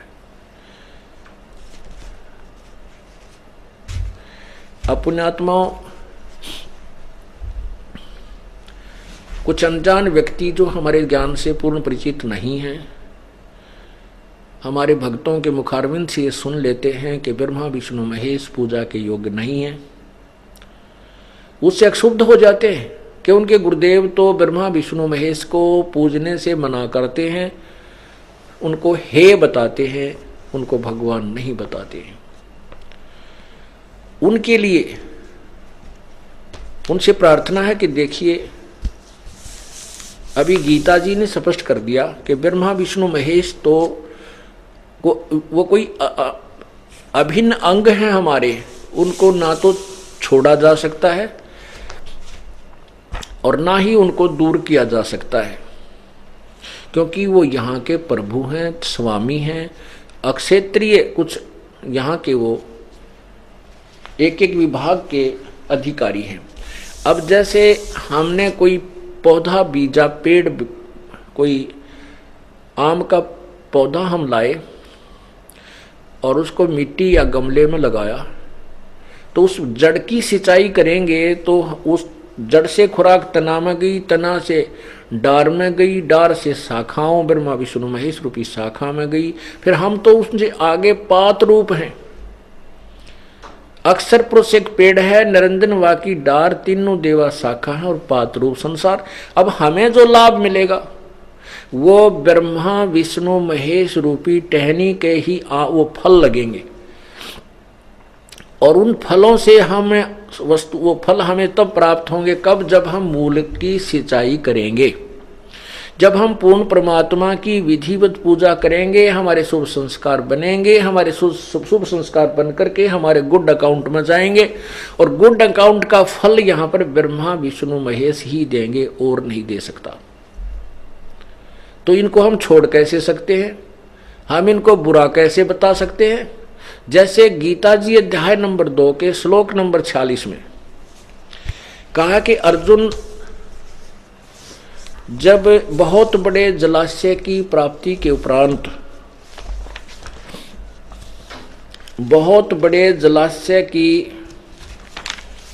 प्राप्ति के उपरांत फिर छोटे जलाशय में जैसी आस्था रह जाती है, ऐसे ही उस तत्व ज्ञान से परिचित हो जाने के बाद तेरी अन्य भगवानों में, अन्य ज्ञानों में, उस पूर्ण परमात्मा के महिमा से परिचित होने के उपरांत अन्य भगवानों में आपकी ऐसी ही श्रद्धा रह जाएगी। अब जैसे कोई पहले पुराने समय में तालाबों पर आश्रित थे, उसी से स्नान करते थे, उसी से पशु पालन करते थे, उसी से खेती करते थे, सिंचाई करते थे, और वो तालाब पर आश्रित होते थे, गांव का गांव, यानी 10-20 जैसी भी झोंपड़ियां उस समय होती थी। और कहते उनको फिर कोई ऐसा सरोवर मिल जाए जो बहुत लंबा चौड़ा हो, और जिस सरोवर पर वो आश्रित हैं वो वर्षा पर आश्रित है, 1 वर्ष 2 वर्ष वर्षा ना हो तो वो जल सूख जाए। जिस पर वो वर्तमान में आश्रित है वो ऐसी स्थिति है कि वो सरोवर, वो जोहड़, वो तालाब इतना है कि उसमें 1 वर्ष वर्षा ना हो तो वो समाप्त हो जाए और उसका जल खत्म हो जाए और उस पर आश्रित सभी भूखे प्यासे मर जाएं। उसके पश्चात उनको कोई बहुत बड़ा जलाशय मिल जाए जो कि 10 वर्ष भी वर्षा ना हो, इतना बड़ा सरोवर, झील हो, तो उसकी प्राप्ति के बाद उन व्यक्तियों की आस्था जितनी उस जोहड़ में, छोटे तालाब में रह जाएगी जिस पर पूर्व आश्रित थे। तो ऐसी ही पूर्ण ज्ञान प्राप्ति के उपरांत इन भगवानों में आस्था रह जाएगी। जैसे वो छोटा तालाब बुरा नहीं, लेकिन उनकी कैपेसिटी कम है, उसकी अक्षमता से परिचित हो गए कि ये तो 1 वर्ष काम चलाऊ है, और वो जो तालाब दूसरा मिल गया है जो बहुत बड़ा सरोवर है, 10 वर्ष भी वर्षा ना हो तो भी उसका पानी, जल समाप्त नहीं हो सकता। तो उसकी प्राप्ति के बाद वो अपने आप आस्था उस छोटे जोड़ तट के उसके ऊपर पहुंच जाएंगे। लेकिन वो बुरा नहीं, क्योंकि जल उसमें भी है, पहले वाले में भी है, लेकिन वो काम चलाऊ है, फिर उसकी तरफ विशेष आस्था बिल्कुल नहीं रहेगी। ऐसे ही गीता जी अध्याय नंबर 2 का, गीता अध्याय नंबर 2 श्लोक 46, सब ओर से परिपूर्ण जलाशय के प्राप्त हो जाने पर छोटे जलाशय में मनुष्य का जितना प्रयोजन रह जाता है, ब्रह्म को तत्व से जानने वाले ब्राह्मण का समस्त वेदों में उतना ही रह जाता है। अब इसका अर्थ यह है कि तत्व ज्ञानी पुरुष का जो पूर्ण ज्ञान हो जाता है तो अन्य भगवानों और उनके से मिलने वाले लाभ रूपी ज्ञान में इतनी ही आस्था रह जाती है। अब वो बुरे नहीं है। अब जैसे हमने कोई पौधा बीजा, ये देखिएगा, आम का पौधा लाए हम, ये पौधा पूरा, इसको हम लाए और इसकी जड़ को हमने मिट्टी या गमले में लगाया और जड़ की सिंचाई की, मूल की पूजा की, तो मूल से खुराक चली तना में, यानी अक्षर पुरुष में आई, अक्षर पुरुष से फिर ये डार इस काल ज्योति निरंजन क्षर पुरुष में आई, और यहाँ से खुराक फिर रजगुण ब्रह्मा सदगुण विष्णु रूपी इन टहनियों में पहुंची, यहाँ से खुराक जाकर के फिर इन टहनियों का फल लगे। लेकिन फल कब लगे? जब हमने मूल की सिंचाई की। अब हम क्या कहते हैं कि तुम उल्टा किए हुए हो, आप जी ऐसे कर रहे हो। देखना, आपने क्या किया है कि जड़ को त्याग दिया, जड़ को ऊपर को कर दिया और उल्टा पौधा बीज दिया। शास्त्र विरुद्ध, शास्त्र विधि विरुद्ध साधना कर रहे हो। तो आपने टहनियों को तो बीज दिया गमले में और इनकी पूजा सिंचाई कर रहे हो, इससे ये पूरा आपका भक्ति रूपी पौधा नष्ट हो गया, आपको कोई लाभ नहीं हो रहा।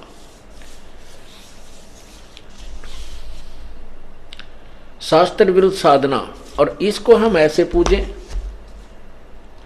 तो हमें पूर्ण लाभ हो, ये शास्त्र अनुकूल साधना। परमात्मा कबीर जी ने हमें बताया है, अपनी महिमा आप ही बताई है कि एक के साधे सब सध है। इसकी पूजा से ये पूरा ये पौधा ही हरा भरा हो जाएगा।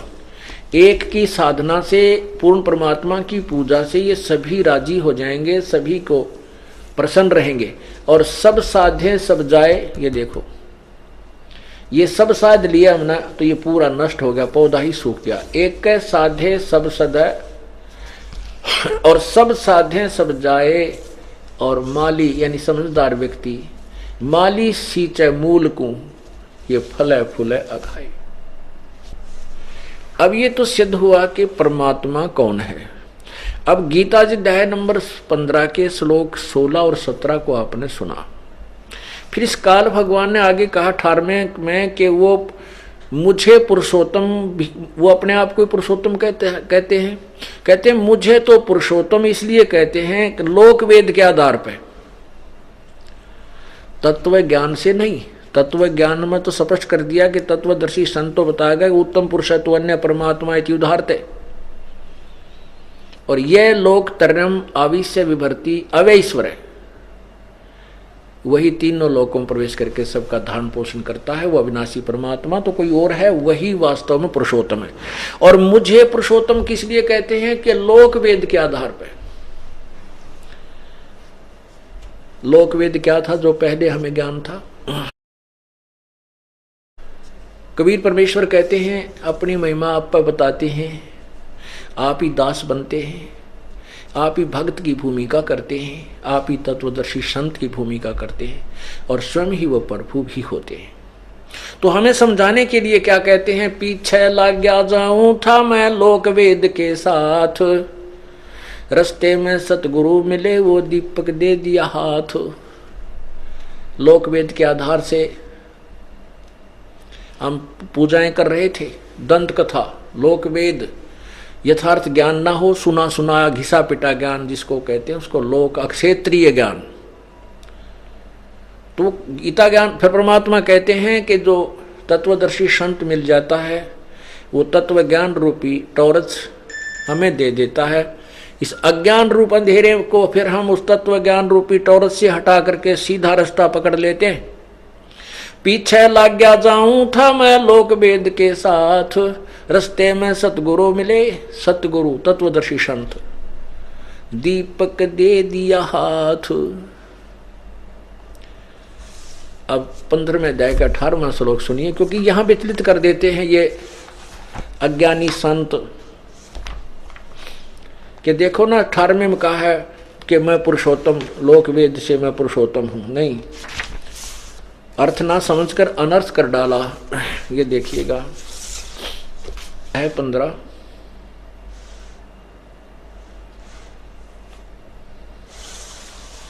और ये 18 श्लोक इसका। क्योंकि ये देखो, यस्मात् क्षरम अतीत अहम अक्षरात् अपि च उत्तम, अतः अस्मि लोके वेदे च प्रथित पुरुषोत्तम। क्योंकि मैं नासवान जड़ वर्ग क्षेत्र से तो सर्वथा अतीत हूँ और अविनाशी जीवात्मा से भी उत्तम हूँ, इसलिए लोके च वेदे, अतः इसलिए लोक वेद से, लोके वेदे माने लोक वेद के आधार पर पुरुषोत्तम नाम से प्रसिद्ध हूँ। अब ये इसका अर्थ ये है कि जैसे 21 ब्रह्मांड में जितने भी क्षर ये शरीर हैं और जितने जीवात्मा और शरीरधारी प्राणी हैं, इनसे ये श्रेष्ठ है क्योंकि इनका स्वामी है। इसलिए कहता है कि मैं लोक वेद के आधार से,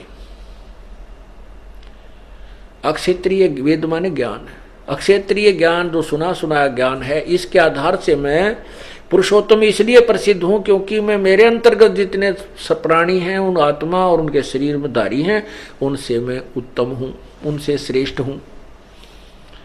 लेकिन उत्तम पुरुष है तो अन्य है, वास्तव में उत्तम पूर्ण परमात्मा और वास्तव में अविनाशी तो उस और ही है।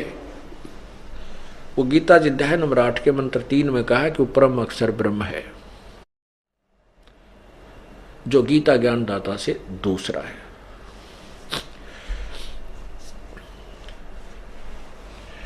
अब परमात्मा किसे कहते हैं? परमात्मा,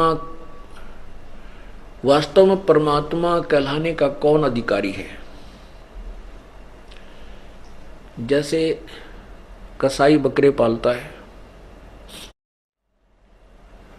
और उन बकरों के लिए, बकरी और बकरों के लिए वो क्या करता है कि अलग से एक व्यवस्था बनाता है, उनके ऊपर भी शेड झोंपड़ी डाल देता है, चारों तरफ एक ऊंची बाड़ बनाता है, उसकी बाउंड्री बनाता है, ताकि वो बकरे बाहर ना भाग जाएं और बाहर से कोई हिंसक प्राणी भी उनको हानि ना पहुंचा जावे, अपने आहार को वो सुरक्षित रखने के लिए।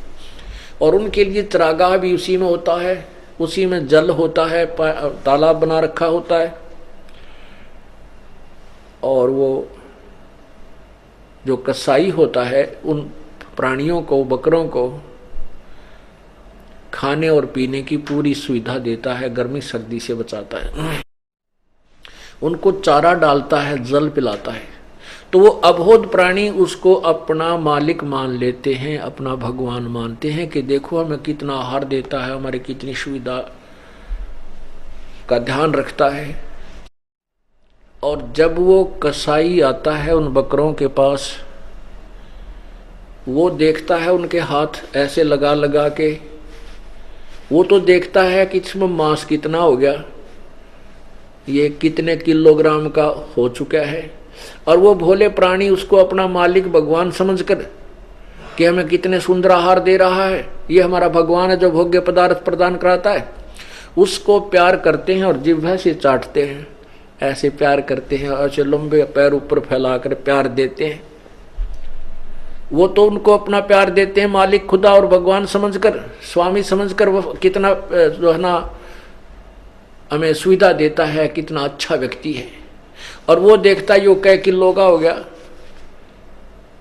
इसी प्रकार जब उसको जरूरत होती है कि मान ले 20 बकरों की आवश्यकता पड़गी, तो उसमें डंडा लेकर के वो इन्होंने देखता है ये किसका बेटा और किसकी बेटी है, किसकी माँ और किसका बाप है, ऐसे हाँक लेता है, छांट लेता है 5, 10, 20 जितने चाहिए उनमें से, सैकड़ों हजारों में से, और उनको ले जा करके कड़च करवा देता है। ऐसे ही ये काल भगवान जो किसी ब्रह्मांड का मालिक है, जो ब्रह्मा विष्णु महेश का पूज्य पिताजी है, इसको श्राप लगा है 1 लाख मनुष्य शरीरधारी प्राणियों के सूक्ष्म शरीर से गंध निकाल कर खाने का। इसलिए इसने अपने तीनों पुत्रों को व्यवस्थक, यहाँ का प्रबंधक बना रखा है। ब्रह्मा रजगुण, ब्रह्मा को रजगुण युक्त कर दिया, जो प्राणियों से आपस में श्रेष्ठ जीव उत्पन्न करवाता है, बच्चे पैदा करवाता है, बाई फोर्स, जीव के बस का नहीं। और उसके बाद ब्रह्मा, ये विष्णु जी में सतोगुण है, सतोगुण से ये जीव एक दूसरे में मोहित रहते हैं, पिता पुत्र, बेटा बेटी में प्रेम, पति पत्नी में, बच्चों में, संपत्ति में, भाई बहन का, ये जीव के बस का नहीं कि इससे दूर हो सके। और तीसरा भगवान की अपनी लीला का पता ही है, तमोगुण भगवान शिव जी, ये मार डालता है, संहार करता है, और 1 लाख प्राणी प्रतिदिन ये काल खाता है। और इसने यहाँ पर कितनी सुंदर पृथ्वी, कितना निर्मल झरनों का जल, पवित्र गंगा जैसी दरिया, नीचे से भी मीठा स्रोत पानी का निकालता है, जैसे ट्यूबवेल वगैरह लगाए जाते हैं, ऊपर कितने सुंदर काजू किस्मत सेब संतरे फल आहार हमारे के लिए दिए रखा है। इस व्यवस्था को देखें तो ये हमें भगवान ने ऐसा दिखा जैसे भगवान ने पढ़ा है, तो कितनी सुविधा दे रखी है। लेकिन जब ये हमें मारता है, कोढ़ी करता है, गधे कुत्ते सुअर बनाता है, तो फिर ये भगवान जैसा नहीं लगता। अब पता लगा, क्योंकि हमारी आंखें बन गई, हमारी तत्व ज्ञान से तत्व ज्ञान अंदर की ज्ञान रूपी आंखें बन गई। अब हमें यह भगवान नजर नहीं आता। जैसे कसाई बकरे पालता है तो वो पहले दिशा लागा भगवान के साथ सारी सुविधा दे रहा है, लेकिन जब मारता है, खाता है, तो उसकी वास्तविकता का पता लगता है, तो वास्तव कसाई है। ऐसे ही विष्णु पुराण में इस काल के विषय में, महाविष्णु के विषय में लिखा है कि इस विष्णु का प्रथम रूप तो पुरुष जैसा है, भगवान जैसा है, लेकिन वास्तव में इसका परम रूप काल है, कसाई रूप है। अब देखिएगा विष्णु पुराण, दास नहीं कह रहा, ये अपने पुराण बता रहे हैं।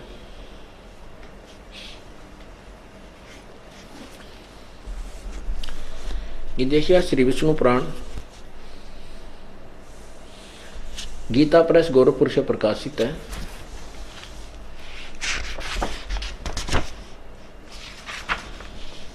इसके अनुवादक हैं श्री मुनिलाल गुप्त।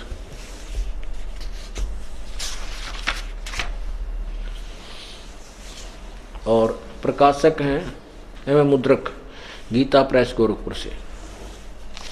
इसके देखिएगा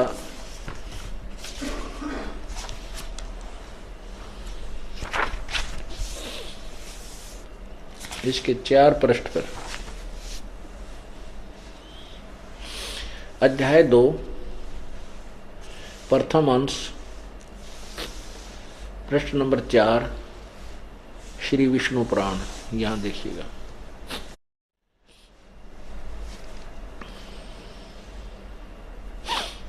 यहां देखना, ए द्विज परब्रह्म का प्रथम रूप, ये विष्णु को परब्रह्म, महाविष्णु को परब्रह्म बोलते हैं। ये काल है, ये काल की महिमा, क्योंकि विष्णु पुराण में विष्णु काल के पुत्र सतगुण विष्णु, क्योंकि विष्णु पुराण में इस काल ब्रह्म अर्थात महाविष्णु और तथा उसके पुत्र सतगुण विष्णु दोनों की महिमा है। तो यहाँ पर जो कह रहा है ये गीता या विष्णु पुराण का ज्ञान बोलने वाला ये पाराशर ऋषि है। तो ये क्या बता रहा है कि हे द्विज, यानी दूसरे उस ऋषि को बता रहा है कि परब्रह्म यानी इस काल का, ऊपर देखो थोड़ा सा, यहां से समझ आएगा, वही इन सब व्यक्त अव्यक्त और व्यक्त, वही इन व्यक्त और अव्यक्त जगत रूप से तथा इसके साक्षी पुरुष और महाकारण काल रूप से स्थित है। कौन? ये महाविष्णु। और हे द्विज, परब्रह्म का यानी महाविष्णु अर्थात काल का, ये परब्रह्म गलत लिखा है इन्होंने, क्योंकि ज्ञान नहीं था। प्रथम रूप पुरुष है, पुरुष माने परमात्मा है। अव्यक्त और व्यक्त उसके अन्य रूप हैं, तथा काल उसका परम रूप है। ओए, काल उसका परम रूप है। यहां देखना 5 पृष्ठ पे,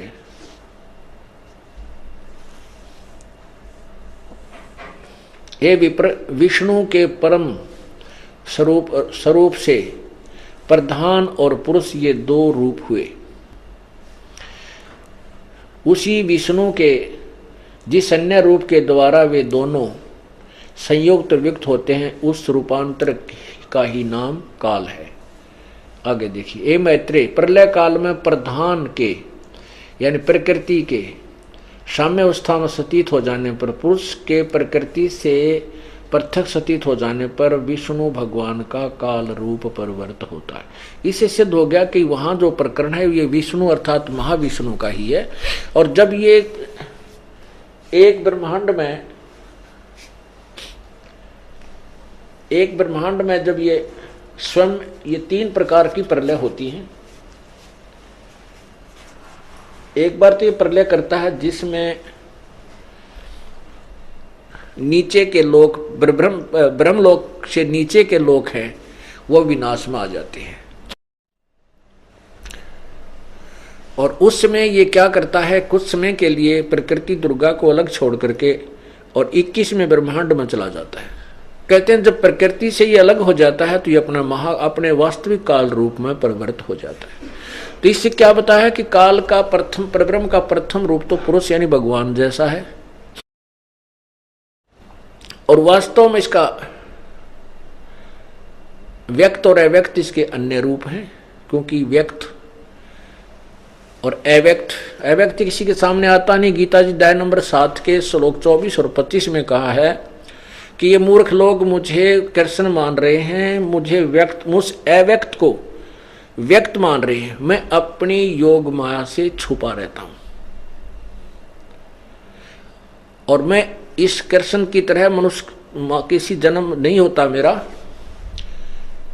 मेरे जन्म और मृत्यु दिव्य हैं, अलौकिक हैं।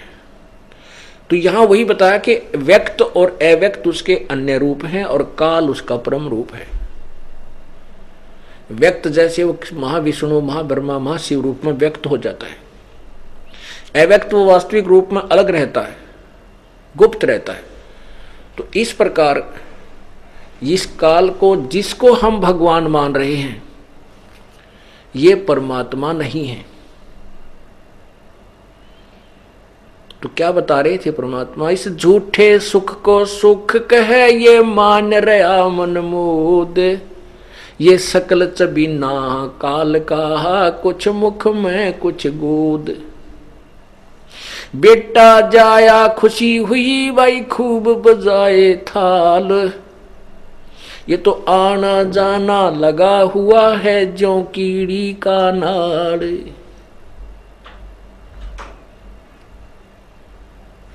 परमात्मा हमें यही बताया करते थे कि जिनको तुम भगवान मानकर पूजा कर रहे हो ये परमात्मा नहीं है, और जिसकी पूजा करनी चाहिए उसका तुम्हें पता भी नहीं है। परमात्मा कहते मैं रोवत हूं सृष्टि को, ये सृष्टि रोवे मोहे। कहे कबीर हमारे वियोग को ये जान न सकता कोई, क्योंकि हम परमात्मा से बिछड़े हुए हैं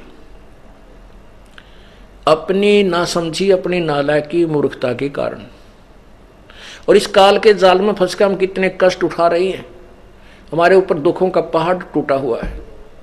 और वो जिन भगवानों से हम सुख चाहते हैं ये सुख स्वयं सुखी नहीं, ये हमें सुखी और सथाई कैसे कर सकते हैं।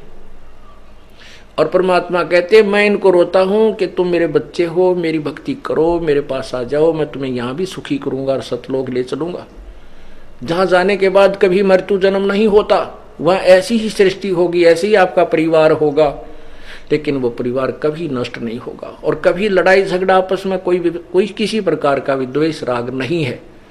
तो वहां चलो। शंखों लहर मेहर की उपजे कहर नहीं जा कोई, दास गरीब अचल अविनाशी सुख का सागर सोई। परमात्मा हमें ये संदेशा देने के लिए आए थे कि तुम इस गंदे लोक को त्याग करके यहाँ की सब आस्था वस्तुओं से अपनी आसक्ता हटाओ और सतलोक चलने की तैयारी करो। बोलो सतगुरुदेव।